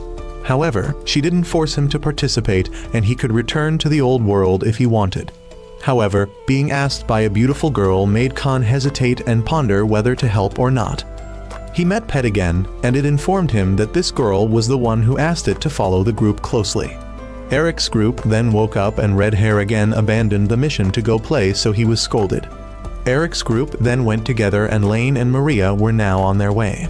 Suddenly, they all found their way to Alma's room. She let Eric know that the name Alma was just an alias and her real name was still a mystery. She then informed the group about the ancient tribe with the ability to control magic, from which they built cities in the sky, but due to war everything had perished, and now war was about to happen again. Green Hair had heard everything from the organization and knew that the organization they were participating in wasn't good either because it was the side instigating the war. Eric had long thought he was in a justice organization. Alma said that she had tried to create a warrior for one side, Eric, and summoned another person, Khan, to give him power to balance the power between the two sides. But now that things had fallen apart, she decided to give power to everyone to fight and reclaim peace. The reason Eric was chosen was because of his slightly better qualities, which shocked Eric and gave Khan something to mock. Alma also immediately informed that below were magic weapons she prepared for them to choose to use. Khan had made his decision at this point, and when tempted by Alma, he still decided to stay here. Back down there, everyone saw the weapons placed in a large box with a lever, so everyone rushed to pull the lever. Khan sat pondering whether he was sure about his choice. If he went back now, he would live but would forever be a virgin, while staying meant he could die. He also regretted not thoroughly learning swordsmanship and martial arts back then. Everyone then tried their best but couldn't move the lever. The princess used both magical power and the power of raising a bunch of hair, but it still didn't work. Khan realized that inserting money into the slot and pulling the lever would work. So after that, the princess spent a lot of money to get the weapons she liked, and the leftovers were given to Eric's group to choose from.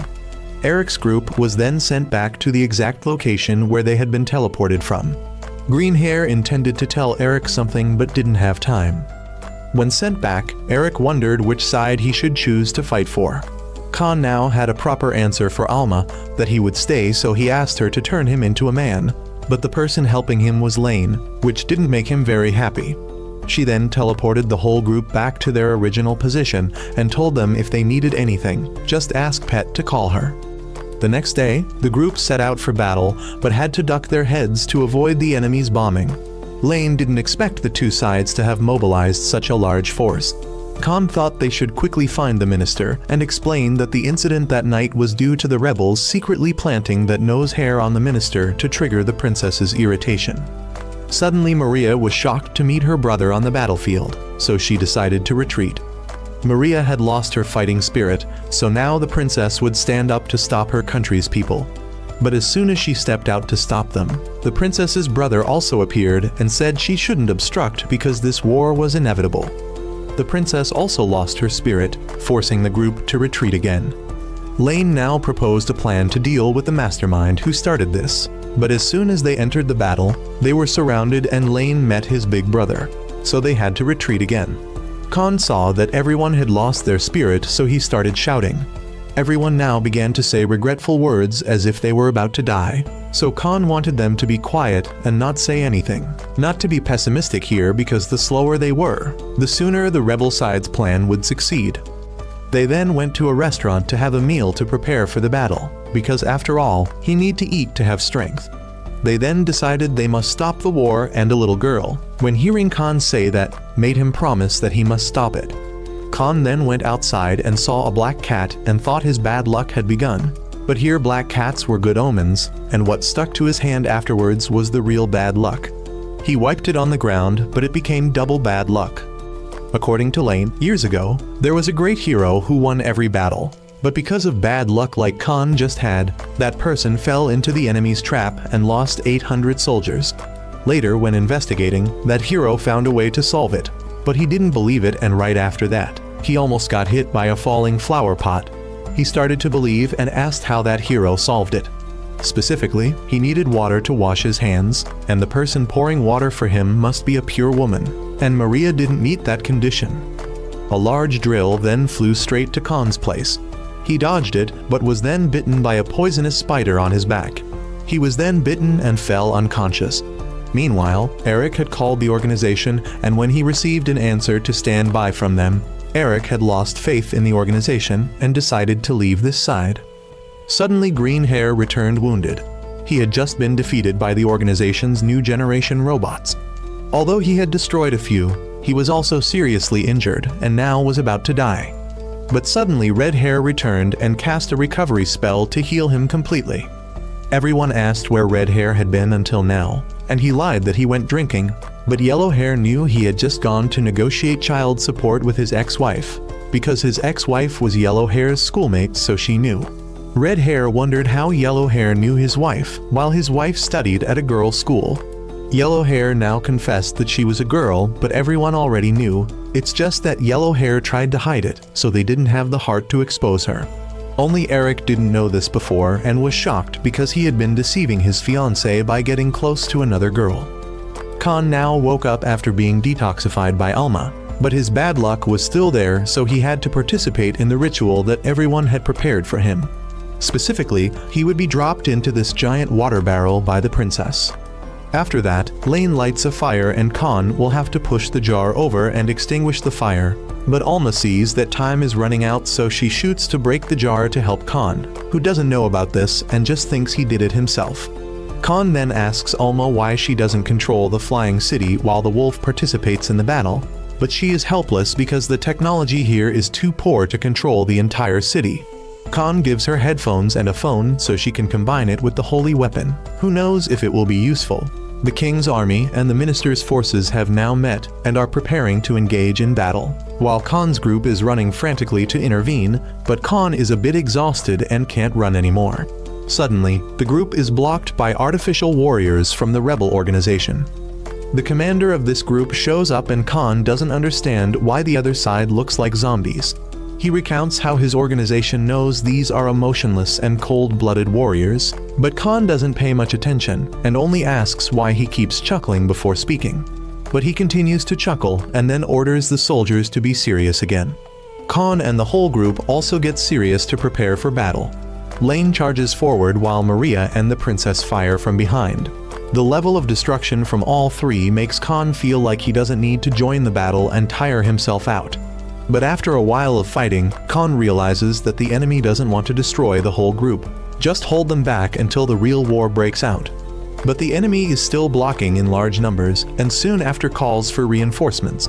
Khan's group is pushed back, but at this moment Eric's group comes to support. The group has decided to split from the organization and will operate independently.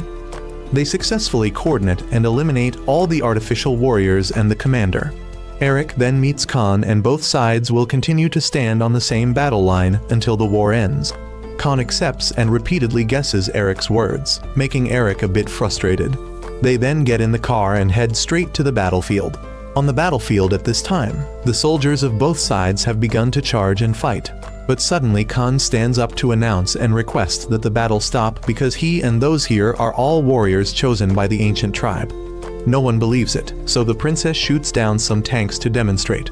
But the minister is not convinced enough, so Khan tells Alma to act. Alma then controls the entire city in the sky to fly over the heads of the soldiers of both sides. Everyone now believes Khan's group are people of the ancient tribe and are gods, so they turn and run away because they know fighting against gods will result in death. The minister, left alone by the soldiers, is extremely frustrated.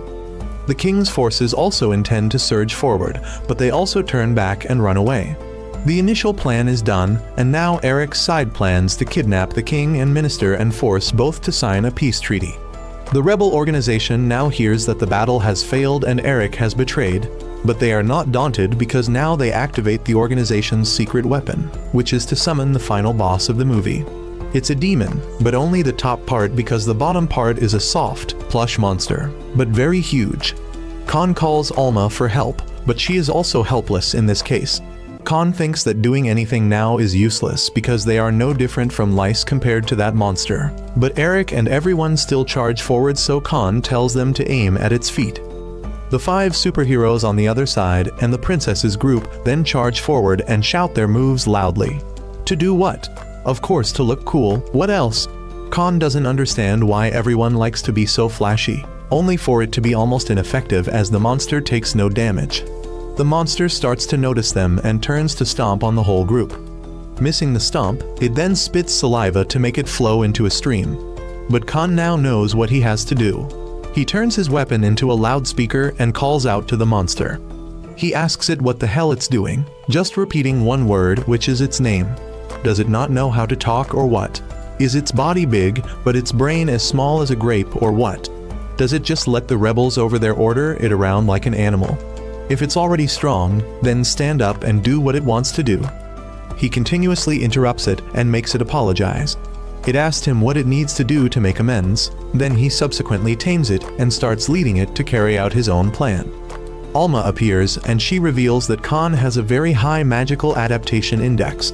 She had expected him to become a warrior when he came here, but he mostly solved all problems just with his own words. The princess knows full well that Alma is also surprised by Khan's abilities. Khan then goes to capture the minister's car and the king's car and brings them back to the group, and so the peace treaty is quickly established. Meanwhile, the masterminds of the rebels are starting to flee, but Eric and his team are there to deal with and capture a nest of them. The king then organizes a celebration that all the turmoil has passed.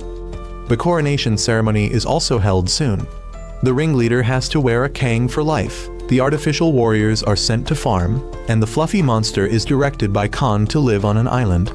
But in the end, Khan and Eric's groups still have to participate in one final battle. Khan's group rushed to support him but was blocked by Eric's group. Khan threw pet at Eric, but the blonde stood up to block so Khan and Eric could fight one-on-one. But Eric's technique is still superior, and now Eric is confident he can avenge his 2 children. But Maria stops it because Maria knows about Eric losing his 2 children below. Everyone is shocked to hear the truth now, but Maria has decided to completely abandon her old gender by giving her 2 children to Eric. Eric thinks transplantation is impossible, but Alma says she can do it. Everyone wonders why Alma researched it, but they probably will never understand the reason. Alma then transfers the 2 gems from Maria to Eric. Maria is now much more comfortable while Eric can now marry his fiancée. Khan sees that both sides no longer need to fight, but Eric wants Khan to appreciate the life Maria saved. He also thinks he's no longer a virgin because he's about to eat Alma. She told him to let go at this moment because she would come to his private room later, but as soon as he let go, she immediately thought about breaking the promise. Khan now knows he will return, so he says goodbye to everyone. Alma sent him back, but the princess wants him to come back so they can finish saying goodbye. He is brought back again, and the princess comes to punch him for daring to leave like that. He tells the princess not to worry because he will meet her again when she is 18 years old, so he gets another slap. But he still goes and tells her to try to become a good princess, and for Lane and Maria along with Pet to try to protect the princess well, and for Eric's group to protect this world in his place. Khan then returns and wakes up in his room.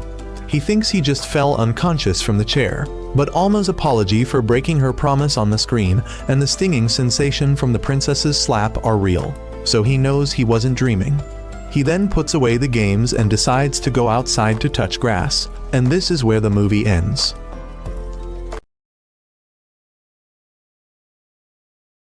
Orphan Brat got the water dragon god sealed inside him, just to awaken his power to fight the god of all dragons years later. There was once an archipelago of 4 islands called the Ayaka Islands. 3 of them were inhabited by stupid humans, and 1 of them by the 2 elemental dragons of fire and water. These dragons were the protectors of the islands, and there was a legend about them. Long ago, one of the dragons, the water dragon, grew weak, and the fire dragon went absolutely nuts. The water dragon was the one which gave life, and the fire dragon was the one which took life. When the life-giving dragon grew weaker, the ley energy, an energy source responsible for everything on Earth, was disrupted. This caused the fire dragon to get insane. Bro had no chill and absolutely wrecked everyone. But one day, Gandalf arrives. He gave up his own life to restore the water dragon's diminishing powers.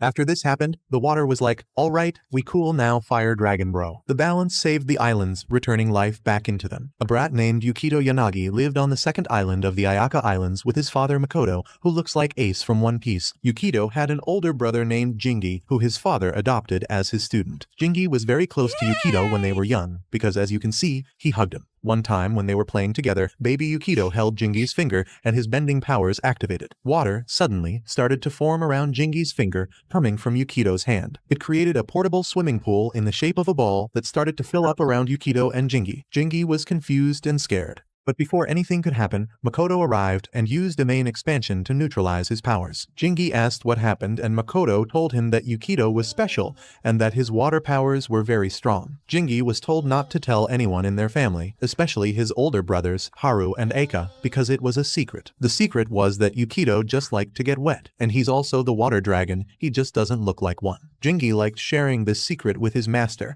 and talked about it with him when the older brothers weren't around. Jingi thought Yukito was very small and wondered if he would ever turn back into the water dragon. Makoto told him that when Yukito becomes older, he would be able to turn into the water dragon and still maintain his human form. But even then, Makoto would have to perform a difficult ritual. He told Jingi that it would be fine since he would be the one performing the ritual. All Jingi needed to do was to protect Yukito. Jingi accepted this and held Yukito's hand with a smile on his face. One day, these two twinks, Haru and Aka, came home from their job of pacifying evil creatures called Aramatama with their master Makoto. The two boys were Makoto's students, as was Jingi. They trained every day to become lay masters as well, just like their master. The master and his students were very close-knitted along with the mayor of the islands Inuo, as well as their landlady Momoko. They were like family, and the students were like brothers. Despite the fighting between the students for their master's favor, they seemed to get along very well and always rooted for each other. Momoko would tell them to not fight in front of Yukito because Yukito would ask questions. Haru and Eika would then stop fighting because they wanted to set a good example for Yukito. This would make Makoto laugh and tell them that they are family, they should act like it. Afterwards, the two students would train and Jingi would watch them and tell them to take it easy. Haru explained to him that he wanted to take over their shrine when Makoto retires. He wanted to be strong enough to do that. Aka asked Jingi why he wasn't training, even though he's also a student and is very strong at water-based lay mastery. Jingi replied that he was just built different and didn't need to train. But Makoto kicked him from behind and told him that he's not David Martinez. He was supposed to still train and carefully consider how to use his abilities. Jingi was unhappy with what his master had done because he was just joking. Aka went over to his master and asked him to let Haru preside over the dragon pacifying ritual. He would help back him up and help him become the next priest of the shrine. Makoto told him, nah, bro, Haru was not ready for that yet, even when Aka argued that they had helped perform other rituals. He told Aka and Haru that if they continued their training, Haru, with the help of Aka and Jingi, would become a virgin nerd, or simpler terms, a priest in a few years. Haru and Aka promised to do their best, but Jingi wasn't on board because he didn't want to pacify the fire dragon every year. Makoto told him that he would have to because the fire dragon just missed the water dragon. That's why it was lashing out. He was worried that the fire dragon would soon become an Aramatama. Haru asked if that was the reason they had to strengthen the barrier they put on the fourth island where the dragon lived. Makoto agreed that was the reason he didn't want them to perform the rituals. It was a very important job. But Aka was worried that the fire dragon's suppressed powers kept increasing by the years. He wished that they could do more, but he didn't say anything to oppose his master. Momoko arrived with some Dairy Queen and helped them to a refreshing break. As the days went by, Eika and Haru continued their training as well as their formal education. Momoko stayed at home with Yukito and cooked whatever the hell we're looking at. The brothers and their master had fun together, going on multiple quests to pacify Aramatama between the islands. Seasons came and went, and the unconventional family enjoyed every last one of them. One day, an earthquake started playing dubstep in the islands non-stop because of the fire dragon on the fourth island. Makoto decided to get the job done while his students kept everyone safe back at home. Makoto hoped that he would come back home as soon as possible. He first went to get a weapon which would help him pacify the dragon properly.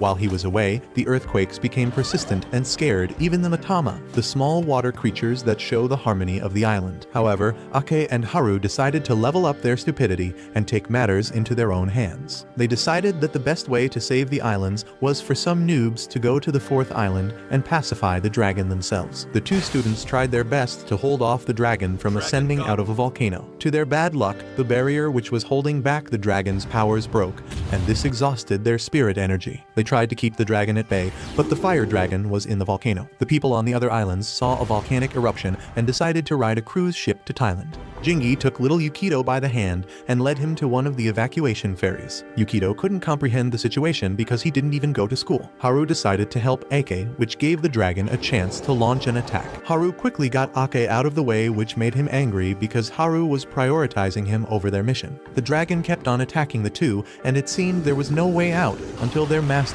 arrived.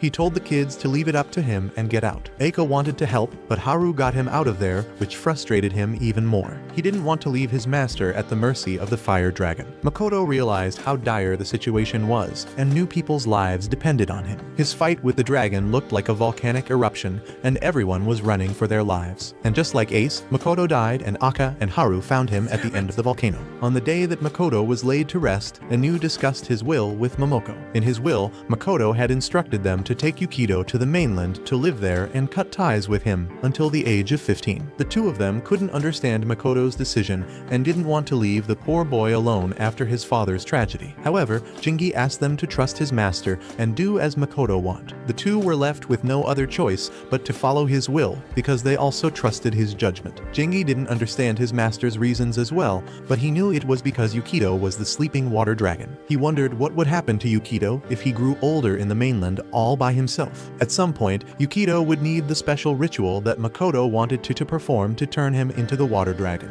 Now that Makoto was no more, the one to do would be Jingi. Jingi saw this as his responsibility because his older brothers didn't know about it. He looked for ritual and found it. He studied everything that Makoto had left behind about it. He wrote the process from the time he turned the water dragon and turned it into Yukito. He then wrote how he was going to sacrifice his life like the legendary hermit to turn Yukito into the water dragon. He thought it would be impossible to even do what Makoto wrote in his notes, but Jingi chose to trust his master and be the one to finish the job. It was a hard decision because he would have to sacrifice himself too. After mastering the ritual, he prepared to sacrifice himself in exchange for the peace of the island. It was not his style, but he was raised by the island. He owed it to them for his life. He decided to live his life fast and enjoyed it to the fullest because he knew he didn't have much longer. One day after 10 years had passed, he heard Inuo talking to Momoko about going TTO get Yukito from the mainland. Jingi volunteered to be the one to do it. After 10 years after Yukito went to the mainland, he receives a letter from Inuo telling him about coming back home to Ayaka. That night, while sleeping, he has a dream in which he's underwater. It's a dream he's had many times before,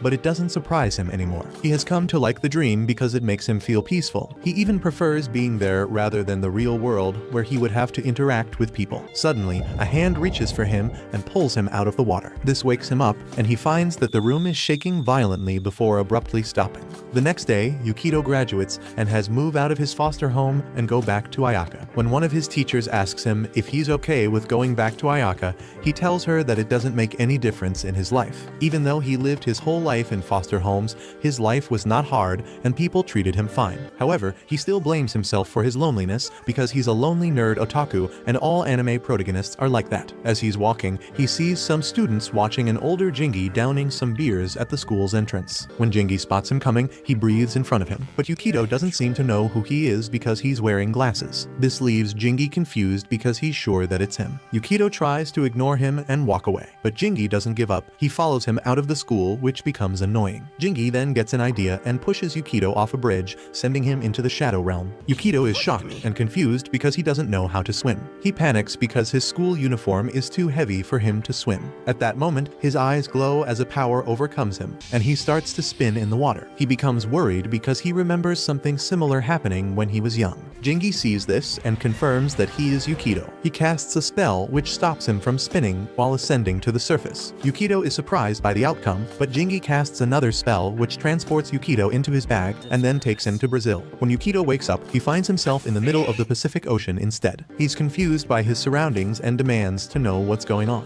Jingi tells him that they are going back to Ayaka. When Yukito hears the name, he realizes that Jingi also grew up there and is the person who came to pick him up as Inuo had said in the letter. Still, Yukito didn't know Jingi anymore as he didn't remember him and how they were very close before he left. Jingi then introduces himself and tells Yukito about how they were like brothers when they were young. Soon, they arrive at the second island of Ayaka and are welcomed by Inuo and Momoko, who tell Yukito that they will become his guardians from now on. Yukito also doesn't recognize them, and they tell him all about their relationship 10 years ago. Yukito thanks them and tells them that he doesn't remember much about them or the place, but they tell him not to worry about it. They go back to the mayor's house, and on the way, Yukito sees a small water creature called a Mitama floating around. He doesn't know what it is, but still doesn't think much of it. They then arrive at the house, and Yukito is told to make himself at home. Jingi tells him to look around and see if he can remember anything. Yukito sees a photo of himself when he was younger with his father, Jingi, and the rest of the family. He doesn't remember any of the people in the photo, not even his father, and is surprised to see someone photoshopped his face in there. The others tell him what kind of person his father was and what he did for work as a lay master. Yukito realizes that he too has powers that he can't explain and thinks that he must have taken after his father. Jingi tells him that all he needs to do is to practice how to use the power he has, and he'll understand it. When Yukito asks about his mother, he's told that they don't know her because his father just showed up with him without any explanation. It's not what Yukito wants to hear, but it's the only thing they know. Inuo apologizes because it must have been hard for Yukido to be alone all these years when he has a home. Yukido then inquires why he was asked to come back anyways, and Inuo confesses that it's what his father wanted. They were the instructions that he left behind, but they don't know the reasons behind it. Inuo apologizes for this and asks to make it up to Yukido by giving him a place to live. Yukido decides to accept this because even though the situation is confusing, what's done is done. He goes to his room and Jingi follows him there because Jingi is worried about him. He feels like Yukido became a bit cold and closed off, unlike when he was a child. He asks why that is, and Yukido tells him about the time he was in foster care. One day, he went to the river with some kids. One of the kids called him an orphaned monkey, which made him angry. Because of his anger, he unleashed his power, which caused the water in the river to flow up and attack the kid. The kid was tapped in midair, and this strange power scared Yukido. He takes a nap after making the kid dance underwater. It kept happening over and again, which made him stay away from people. This helped keep his emotions in check and stop hurting people. When he's done talking, he sees that Jingi was watching an anime recap, and this frustrates him, so he storms out of the room to cool off. He tries to calm down, but he thinks he's Goku doing an instant teleportation. He doesn't understand why he has to interact with people again when he tried so hard to avoid it. Right then, a Matama appears and Yukido notices. It seems like it's boiling and in pain. This is something unusual because they usually look friendly and cute. It falls into a river nearby, causing the water to bust a nut. A mask-like face with a red light emitting from its eye appears. It tries to attack Yukido, but Jingi arrives and gets Yukido out of the way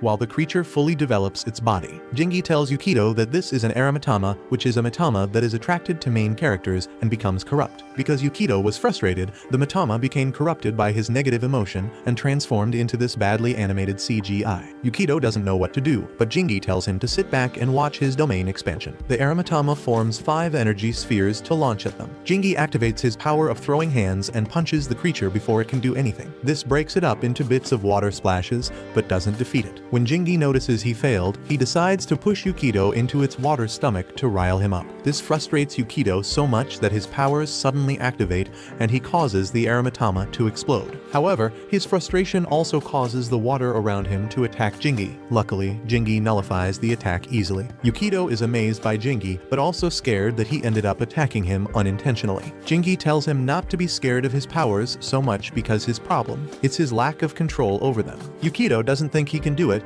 but Jingi encourages him to try and promises to help him train. The Aramatama gets purified and returns to the ley energy. Jingi tells Yukido that he'll show him everything he knows, so he should calm down and try not to be alone all the time. When Jingi fist bumps his forehead, Yukido gets a memory of him when he was young, doing the same thing. Yukido starts training with Jingi on the next day, but he doesn't understand how he is supposed to control his power if his training is about sitting and holding an invisible hamburger. Jingi tells him it will help him, but for now he should focus on feeling his ley energy. Yukido is confused because he doesn't understand what this so-called ley energy is. Jingi explains this is some sort of vital energy that flows deep in the earth. However, the biggest concentration of ley energy in the world is located beneath their island. Jingi reveals that ley masters like them use the island energy to keep things under control. However, Yukido's own power is different from his, therefore, Yukido needs the island's energy to help him control his power. Soon, they get a request to take care of an Aramatama that suddenly appeared. Jingi thinks this will help Yukido with his training. He helps him come up with a plan to confront the Aramatama. While they're hiding and discussing the plan, the Aramatama hears them and appears to them first. It starts firing some water projectiles at them, but only aiming for Jingi. It even chases him when he tries to run away, leaving Yukido just standing there, confused. Jingi tells Yukido to attack the Aramatama while it has its back on him.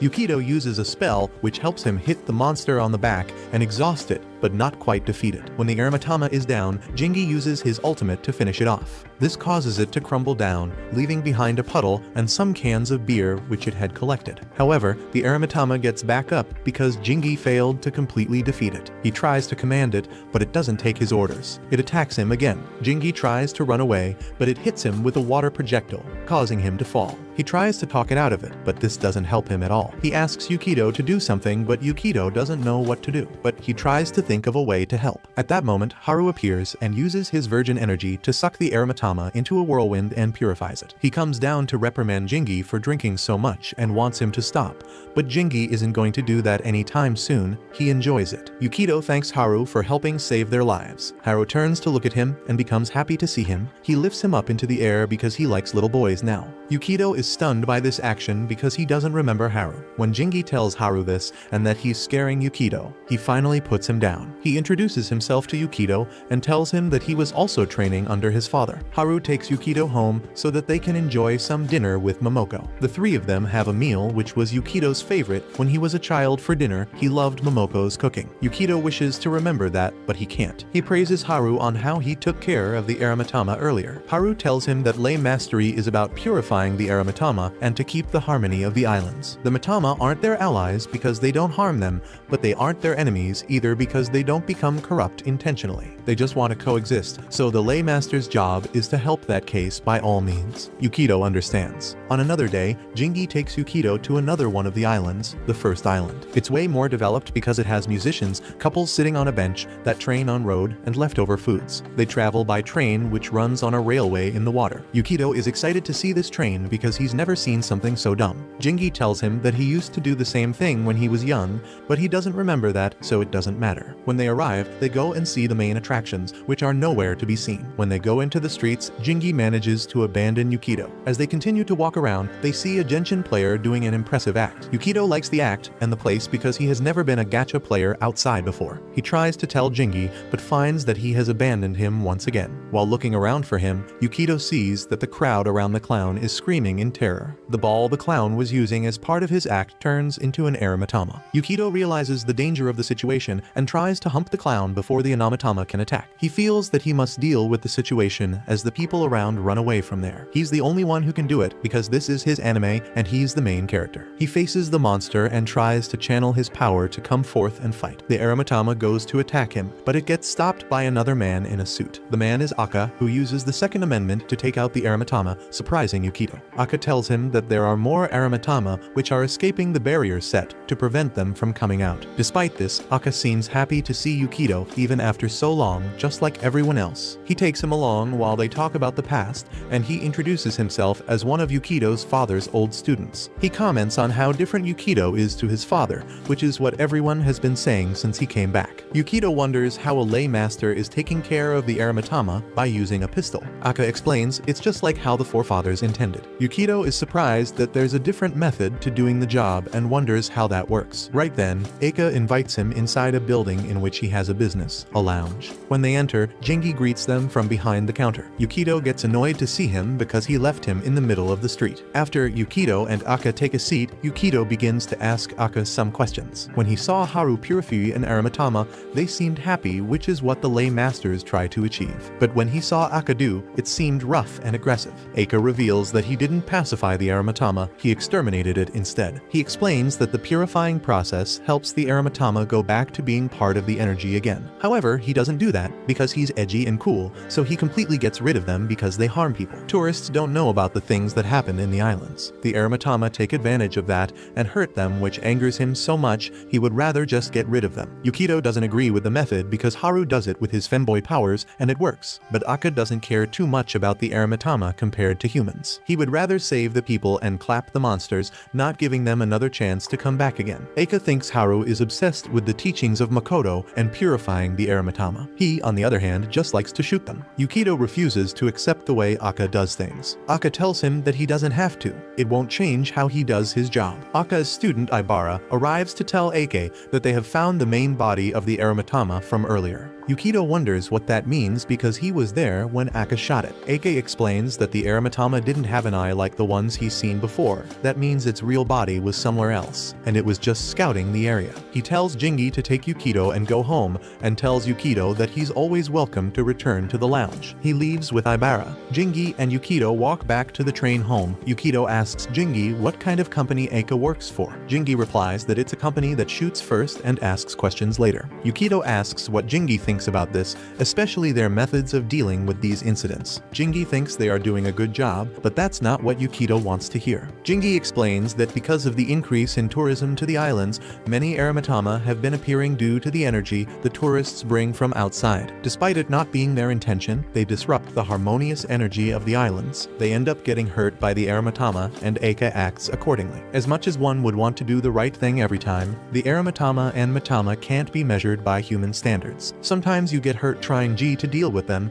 and they won't sympathize with you like a human being would. Yukito asks what Haru thinks about Eika's methods. Jingi replies that he doesn't think very highly of them, but warns him not to mention either of them to the other because of their history. Yukito wonders why, because he thought they were both his father's students and that they were brothers. Jingi doesn't tell him anything further. He leaves him behind because he forgot his allowance at Aka's place. He tells him to head home first while he runs back to Aka's. Yukito leaves because he's been abandoned by Jingi before. It's no big deal at this point. As he's walking and thinking about how he sees himself in the Aramitama, the ground suddenly shakes and he hears a loud growl. People started appearing just to create a scene of panic. Yukito runs in the direction of it all so that he can find out what's happening. He meets one of the members of Aka's company, Makita, and reveals to him that he's also a lay master to be let through. He goes to confront the Aramitama there and thinks about how Aka told him that the Aramitama won't hesitate to hurt people. Yukito thinks about how he can try to purify it. He uses his powers to cast a purifying spell. Unfortunately, his spell isn't strong enough and his powers doesn't work on motorcycles. At that moment, Eika's security team uses the American firepower at the monster and Jingi arrives to get Yukito out of there in time. The team continues to fire, but the Aramitama remains unaffected still. Jingi wonders what Aka's plan is if they can't bring down the Aramitama. Before the team runs out of ammunition, Aka arrives and prepares to take care of the situation by farting using his hand. He faces the creature and unleashes his Chidori, which has a dark aura around it. After casting a spell, he starts to transform and grunts as if in pain. His arm changes into that of an Aramitama with an eye in the middle of his hand. When the Aramitama attacks him, he easily bitch slap it away with his transformed hand. Jingi explains to Yukito that what Ake is doing is absorbing the Aramitama's energy and making it his own. The creature gets back up and faces Ake once more. It charges at him, but Ake cuts it down before it can do anything. He then squeezes a lemon at the monsters in black and white to look cool. Aka vows that he will become stronger than his late master and stronger than the dragon. He takes the eye he has cut from the Aramitama and squeezes its juices into his mouth, consuming it. This reverses his transformation and makes him calmer. Yukito doesn't know what to make of this sight,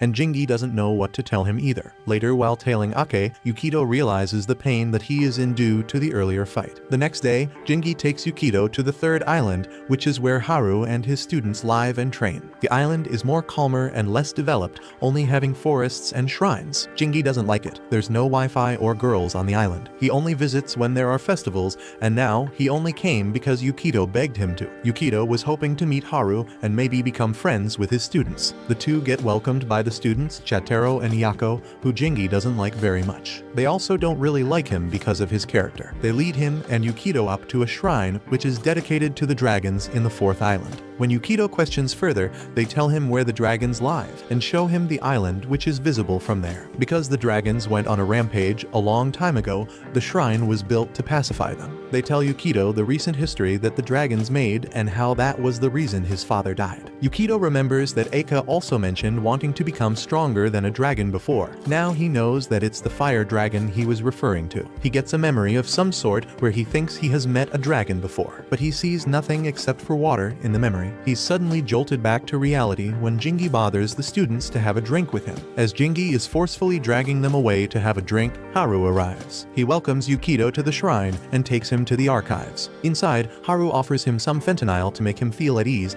and asks why he came to see him. Yukito tells him about the other day when he went to the first island and met Aka. Haru doesn't want to hear about Ake, but lets Yukito continue. Yukito tells him that he saw Aka exercise an Aramitama with a pistol. He doesn't understand why he has to use this method and asks for Haru's opinion. Haru doesn't say anything about Aka. He asks Yukito if he knows about ley energy, and Yukito says yes, but just what Jingi told him. He asks him if he knows how ley masters use their power, and Yukito confirms that he's been told. Haru shows him the 3 islands outside and tells him about the large current of 5G energy they have, which Yukito should be able to feel too. He tells him to close his eyes and focus while narrating how ley energy works and what ley masters do with it. He tells Yukito to look deeper into his consciousness and find the mainstream of this energy, which is where where the lay masters draw their power from. As Yukido is doing that, Haru stops him before he can go any deeper. This experience excites Yukido, but Haru tells him that he should be careful when he's doing this because it can be dangerous. A Mitama appears to them and Haru teaches Yukido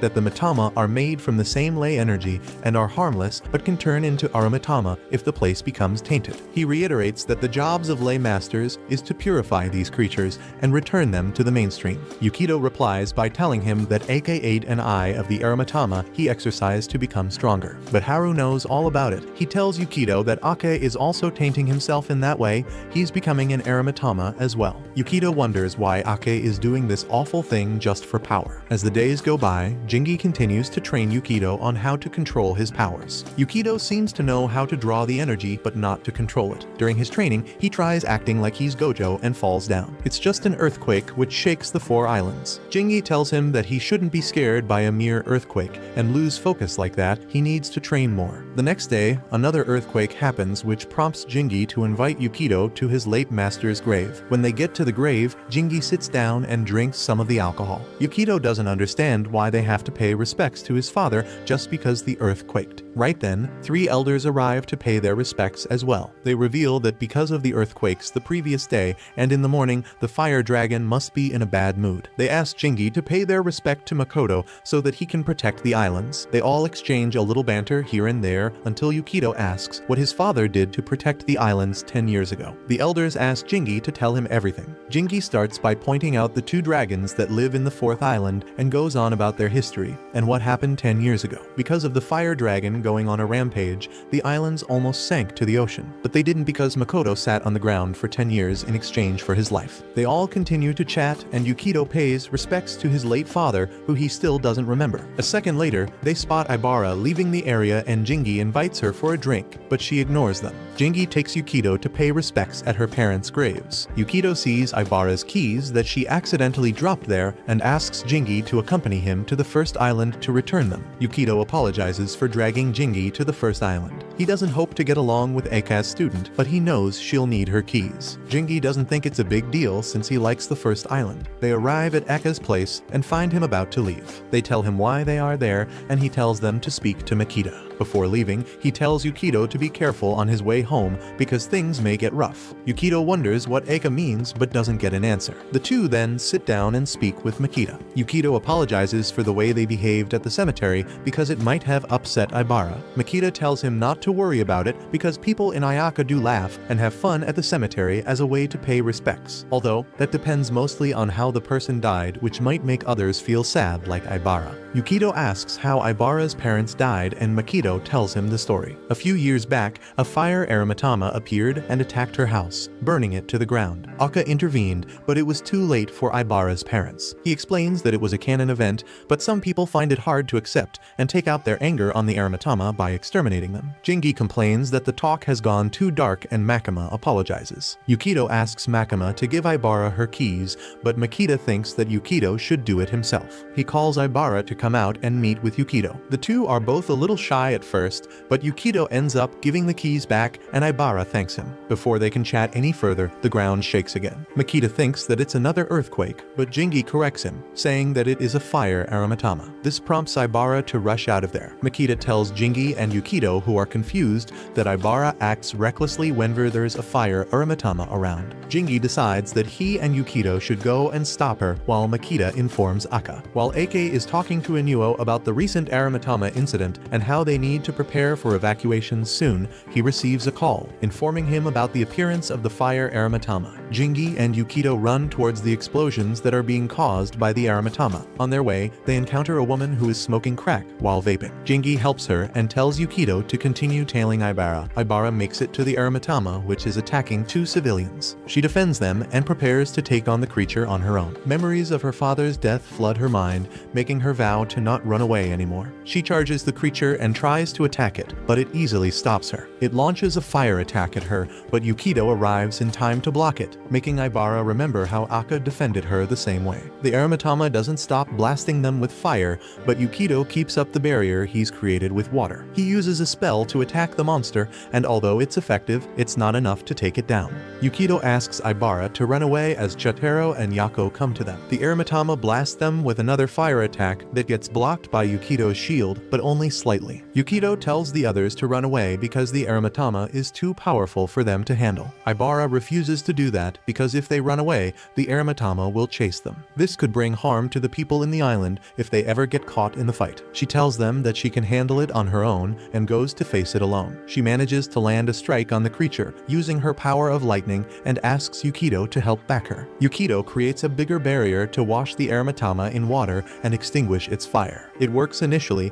but the creature is still standing. Now they have to do it again. Yukido is worried that they won't win against it, but they're lay masters. It's their job to do this. He asks Jotaro and Yako to help as well, and all of them bombard the creature with attack after another. However, this is still not enough to take the Aratama down. The group has to do it again and again, using wind, water, and lightning to overwhelm it until they manage to successfully purify it. They celebrate their win, but that's short-lived when 3 fire rocks approach from the 4th island and fall next to them. The rocks quickly turn into Aratama, which immediately attack them with fire. Luckily, Yukido acts fast and forms a water barrier around him and the others to protect themselves. He becomes exhausted almost immediately, though, and the barrier comes undone. Aibara devises that she acts as a decoy while the others run because there's no other way. But before they can run, one Aratama creates a fire barrier around them, blocking any way of escape and forcing them to fight. Yukido knows that the Aratama are too strong, but he wants to protect everyone and promises to not let them die. His eyes glow as his power surges,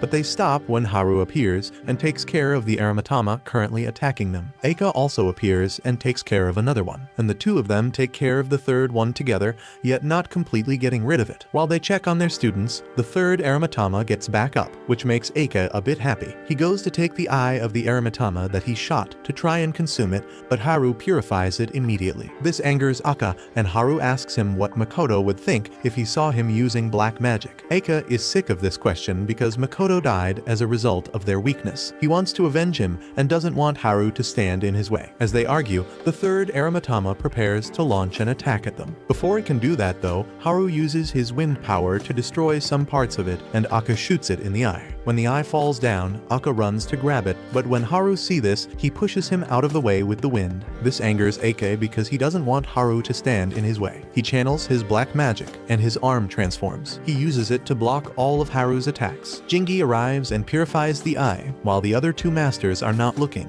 risking infuriating Eika more. Jingi expresses his disappointment in them because they're fighting in front of their students and Makoto wouldn't approve of this behavior. The two teachers realize their mistake and go to apologize to their students. Haru tells Aka that Makoto wouldn't approve of his use of black magic, but Aka doesn't care about what a dead man thinks. Later in the evening, Aibara sees off Yukido, Jingi, and Haru's students at the train station. They discuss the events of the day and are impressed with each other. Yukido thanks Aibara for working with him to defeat the monster and hopes to work together again. When he praises her for her courage, Aibara asks him for his number so they can stay in touch. Jotaro and Yako also wish to stay in touch with Aibara, but because of the issues between their masters, they decide it's best to stay away from each other. They will still keep in contact with Yukido though, and become friends with him outside of work. In the end, the four students stay in touch with each other, ignoring the beef between their masters. When Yukido gets home that night, he asks Momoko about what happened between Aka and Haru, and she recounts everything she knows. She says that Haru didn't tell her the details of his fight with Aka, but he did tell her that the day they found Makoto lifeless, Aka was never the same. He felt like he couldn't continue living in the islands anymore and reconsidered his future as a laymaster. This made him and Haru fight a lot to a point where Aka eventually decided to quit and left. He tried to return years later, but his relationship with Haru was never the same because he also decided to quit their master's teachings. The next day, Yukito is sleeping on the porch while Jingi is inside drinking. He has the dream that he usually had when he was still in the mainland. He hasn't gotten the dream in a long time though. In the dream, instead of laying afloat on the water like he always does, he turns to look below. In the deep, he sees a red light illuminating. When he looks closely, he sees the mainstream of the ley energy, which is quickly taken over by the sudden red light. The light turns out to be the eye of an aromatama, which is trying to reach for him. This causes him to feel a drowning effect and starts struggling, which jolts him up. Jingi asks what it is, and he tells him that it's just a strange dream. Jingi sees that his eyes are glowing a bright blue, but doesn't ask about it. At that moment, Yukito gets messages from his friends inviting him to the festival in the third island. Yukito is so happy to receive such an invite because it's his first time, and after a long time of being lonely, he's happy to finally have friends to enjoy the festival with. Jingi, who peeks at his messages over his shoulder, gives him a mask which belonged to Makoto. It's customary to wear a mask at the festival, so this will suit him nicely. The night of the festival arrives and Jingi takes Yukito there. Yukito is impressed by the sight, crowd, and everything there. Later, while everyone is still enjoying the festival, the volcano on the fourth island erupts as the fire dragon has woken up once again. The people at the festival see that a disaster is about to happen and start to panic. They remember 10 years ago when things started this way. Inuo calms them down so that they can prepare to evacuate the islands before the volcano burns all of them down. Yukito is worried and asks Jingi what they're supposed to do. Jingi laughs and asks Yukito what he thinks about the islands. Yukito doesn't understand how Jingi is laughing at a time like this and asking pointless questions. He replies that he likes the islands. Jingi says that he too likes the islands and performs a teleportation spell, leaving without warning Yukito. Yukito is left stunned, not knowing what to do at all. The next day, while the islanders are evacuating, Haru arrives with his students to talk to Yukito. He tells Yukito about what's already happening,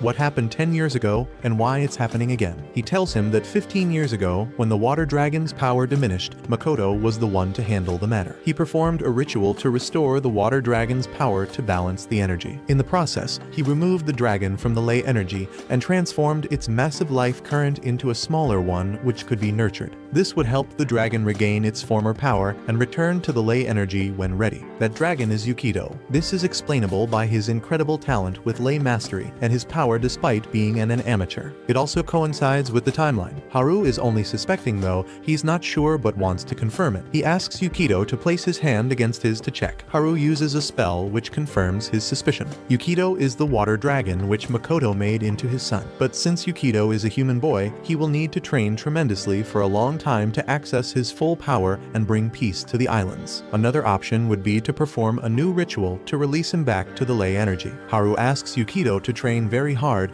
and become a healthy man so that he can, someday, become his true self. He asks his students to leave with Momoko and evacuate. He plans to go to the fourth island to do what Makoto did back then. He tells the students who wish to go with him to look to Jingi for their future studies because they're family even when they don't get along. He then leaves. He arrives at the fourth island and begins to cast the barrier spell, but he's interrupted by Aka's arrival. They begin to argue about who's going to sacrifice themselves so that the other can look after the students. This gives the dragon enough time to appear right in front of them. Aka doesn't waste any time. He transforms his hand into the Aromatama hand and goes to attack the dragon. However, the dragon is stronger than him. Haru hates that Aka is being reckless and he has to back him up, but even he isn't a match. He charges the dragon, which doesn't stop attacking. He and Aka keep arguing, but when it's time, they decide to work together to attack the dragon at once. The attack lands, but it's still not enough to do damage. It only leaves them exhausted. The dragon then retaliates and hits Aka. Haru goes to check on him and tries to get him out of there, but the dragon doesn't let down. It attacks them again. Luckily, Yukito and the others arrive in time to shield them from the attack. The masters are not happy to see the kids there because it's very dangerous,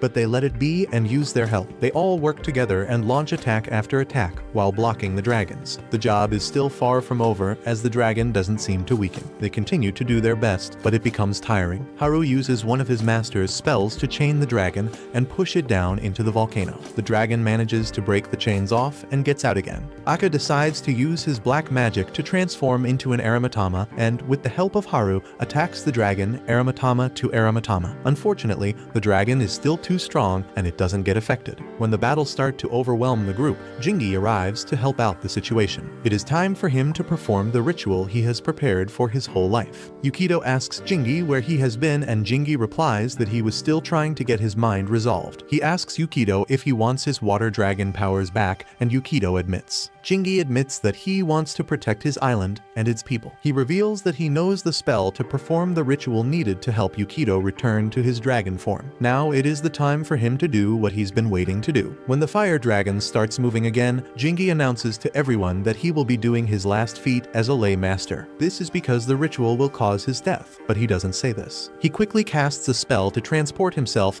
and Yukito into the lay energy realm. Yukito is confused to be there, so Jingi explains. He has to act at a conduit connecting the water dragon's soul to the lay energy. Since his water energy is strong and highly compatible with Yukito's, it will work. Yukito thinks that Jingi doesn't sound sure. That's because Jingi's actually scared to lose his life, but he still wants to protect his home. He asks Yukito to jump down, but Yukito refuses because it looks risky. Jingi tells him to not worry because he'll also be there. Yukito asks about Jingi being a conduit and Jingi explains that he will have to give up his life for him. Yukito doesn't want that at all, but Jingi doesn't give him the chance to back out. He grabs him by the hand and jumps into the energy. They land into the water that the water dragon is sleeping in and Yukito connects with it, restoring his powers and memories. As the power flows through him, Jingi pulls him out of the current before disappearing. In the real world, Jingi's body falls to the ground and Yukito wakes up. Yukito immediately produces so much water that fills up the dried up lake, while the others get out of the way and watch from the side. Yukito then turns into the water dragon to confront the fire dragon. The water dragon uses its powers to attack the fire dragon and a battle ensues, but the battle is not entirely for victory, but for harmony. The two dragons are creating conflict to create harmony. The onlookers are worried for Yukito. They hope that he can harmonize with the fire dragon and restore peace, but they aren't sure whether or not he'll return back to them as a human being. Yukito, inside the water dragon, communicates with the fire dragon, apologizing for leaving it alone for so long. He calms it down and the fire dragon starts to calm down. They then merge into one and fall back into the lay energy, as balance has been restored again. The abrupt ending of the fight confuses the others. Yukito returns as a human being and goes to wake Jingi up, but Jingi doesn't wake up. Haru tells him that Jingi is dead, which devastates him. Everyone returns home and inform the people of what happened. Soon, Jingi's funeral is held and Yukito is still devastated. He stays in his room and doesn't talk to anyone. His friends are also worried about him, but more than that, they are saddened by Jingi's passing. Jingi was well known for his antics and was memorable to many of the people in the island. In a bad way, however, none of them thought he would meet such a fate so soon. Momoko visits Yukito in his room to invite him to see Jingi for the last time. Yukito is still sad and blames himself. If he was strong enough to turn into the water dragon on his own, Jingi wouldn't have had to perform the ritual. Momoko comforts and tells him that Jingi wouldn't have done what he did if there was any other way. Later, Yukito sees a matama that passes through his room to where Jingi's body is laying. He follows it there and finds Inuo keeping watch. Inuo thanks him for helping the island. However, he expresses disappointment that another family member had to pass for it to happen, which is heartbreaking. Yukito doesn't know what else to say because he's not proud of how it all turned out, even though he did help a lot. Inuo steps out of the room, leaving Yukito alone with Jingi. Yukito goes over to talk to Jingi and vents out all his frustration about what he did. He calls him selfish and demands that he wakes up and explain himself. In that moment of rage, Yukito is pulled into the lay energy realm and finds Jingi holding on to a pole for dear life. He asks for help because he's being pulled away to the mainstream and he doesn't want to go. Yukito doesn't know what to do and Jingi mocks him for calling himself his students but failing to channel his power the right way. This causes Yukito to sarcastically turn away from him, prompting Jingi to apologize profusely. But at that moment, he gets pulled down by the current and Yukito is unable to stop him. Yukito then comes back to reality. He gets an idea and tells Momoko to call Haru and the others because he thinks he can still save Jingi. He runs outside and turns into the water dragon on his own. Haru, Ake, and their students all feel it when Yukito turns into the water dragon. They don't know what he's up to, but becomes alert. In the air, Yukito imagines the energy realm and decides to go there again by diving into the volcano in the fourth island, breaking the barrier sealing it. He arrives in the ley energy and starts searching for Jingi. There is so much ley energy there that is being pulled by the current into the mainstream. Yukito doesn't think it will be easy to find Jingi's ley energy in time. However, he continues to look around. At that moment, he meets his father and recognizes him this time. They chat for a bit. Makoto explains that for the past 10 years that Yukido was in the mainland, he's been keeping the fire dragon dormant in the ley energy. The reason he wanted Yukido to grow up in the mainland was to develop his image as a human being rather than a dragon. This would ensure that Yukido would be both a human being and a dragon. He would continue to be his son. This wouldn't have happened in the island without him around. Now that Yukido has returned, Makoto leaves the job to keep the fire dragon in check. Up to him, and he's hoping for the best. Although Makoto did wish none of the things that happened in the past 10 years hadn't happened so that they could have stayed together as father and son. Yukido understands his father's reasons, and after that, he asks him to help locate Jingi because he wants to bring him back to life. Makoto leads the way because he knows how to move around there. He's been dead for a decade now. On the way, Makoto teaches his son some things about ley mastery and how to not throw off the energies around him, especially in the ley energy realm. He likes talking to his son, even though it took too long. Yukido is surprised to hear that Makoto still considers him his son. It makes him happy. He also reveals that he casted a spell on Jingi's soul so he could linger a little longer before passing on to the afterlife. So the two hurry to get him before the spell wears off. While they travel in the ley energy, the remaining masters and their students gather at the dragon's shrine in the third island. Haru performs a calling ritual which takes some time and calls on unwanted energies as well. Yukido and Makoto finally find Jingi, who is drowning in the energy current that is trying to sweep him away. He keeps pleading for Yukido to hurry up and save him, which Yukido does. Jingi was always hoping that Yukido would save him, even though he didn't believe it. When Yukido tells him how everyone back home is sad, Jingi replies that there was no other way. Makoto reprimands him because there are plenty of other ways. If nothing worked, they should have left the islands to burn down. After talking it out, Yukido asks Makoto if he knows where the island is so he can leave the realm with Jingi. Makoto replies that he did know because of the barrier on the volcano, but since Yukido broke it, he doesn't anymore. Yukido looks around and sees a twinkle far away and decided to head for it. He takes Jingi by the hand and leads him. He thinks the twinkle could be the way out and reaches out for it. Somehow, he grabs it in his hand. It turns out to be Haru's call, which enables them to communicate. The call vanishes as it leads them in the direction they must go. Before they leave, they say their farewell to Makoto, who tells them that he has to keep the Fire Dragon Company in the energy realm, and the two boys leave. Outside, Eika awakens his power to reach inside the water shrine set up for the water dragon. His hand breaks through to the energy realm and grabs Yukido and pulls him. But for a brief moment, Yukido slips from the hold and is transported to another dimension where the fire dragon's energy is. It doesn't want him to leave, but he tells it to wait for him. He'll come back. He explains that he has to live in the island as well because he's a ley master on top of being the water dragon. The fire dragon agrees to wait a little longer and lets him go.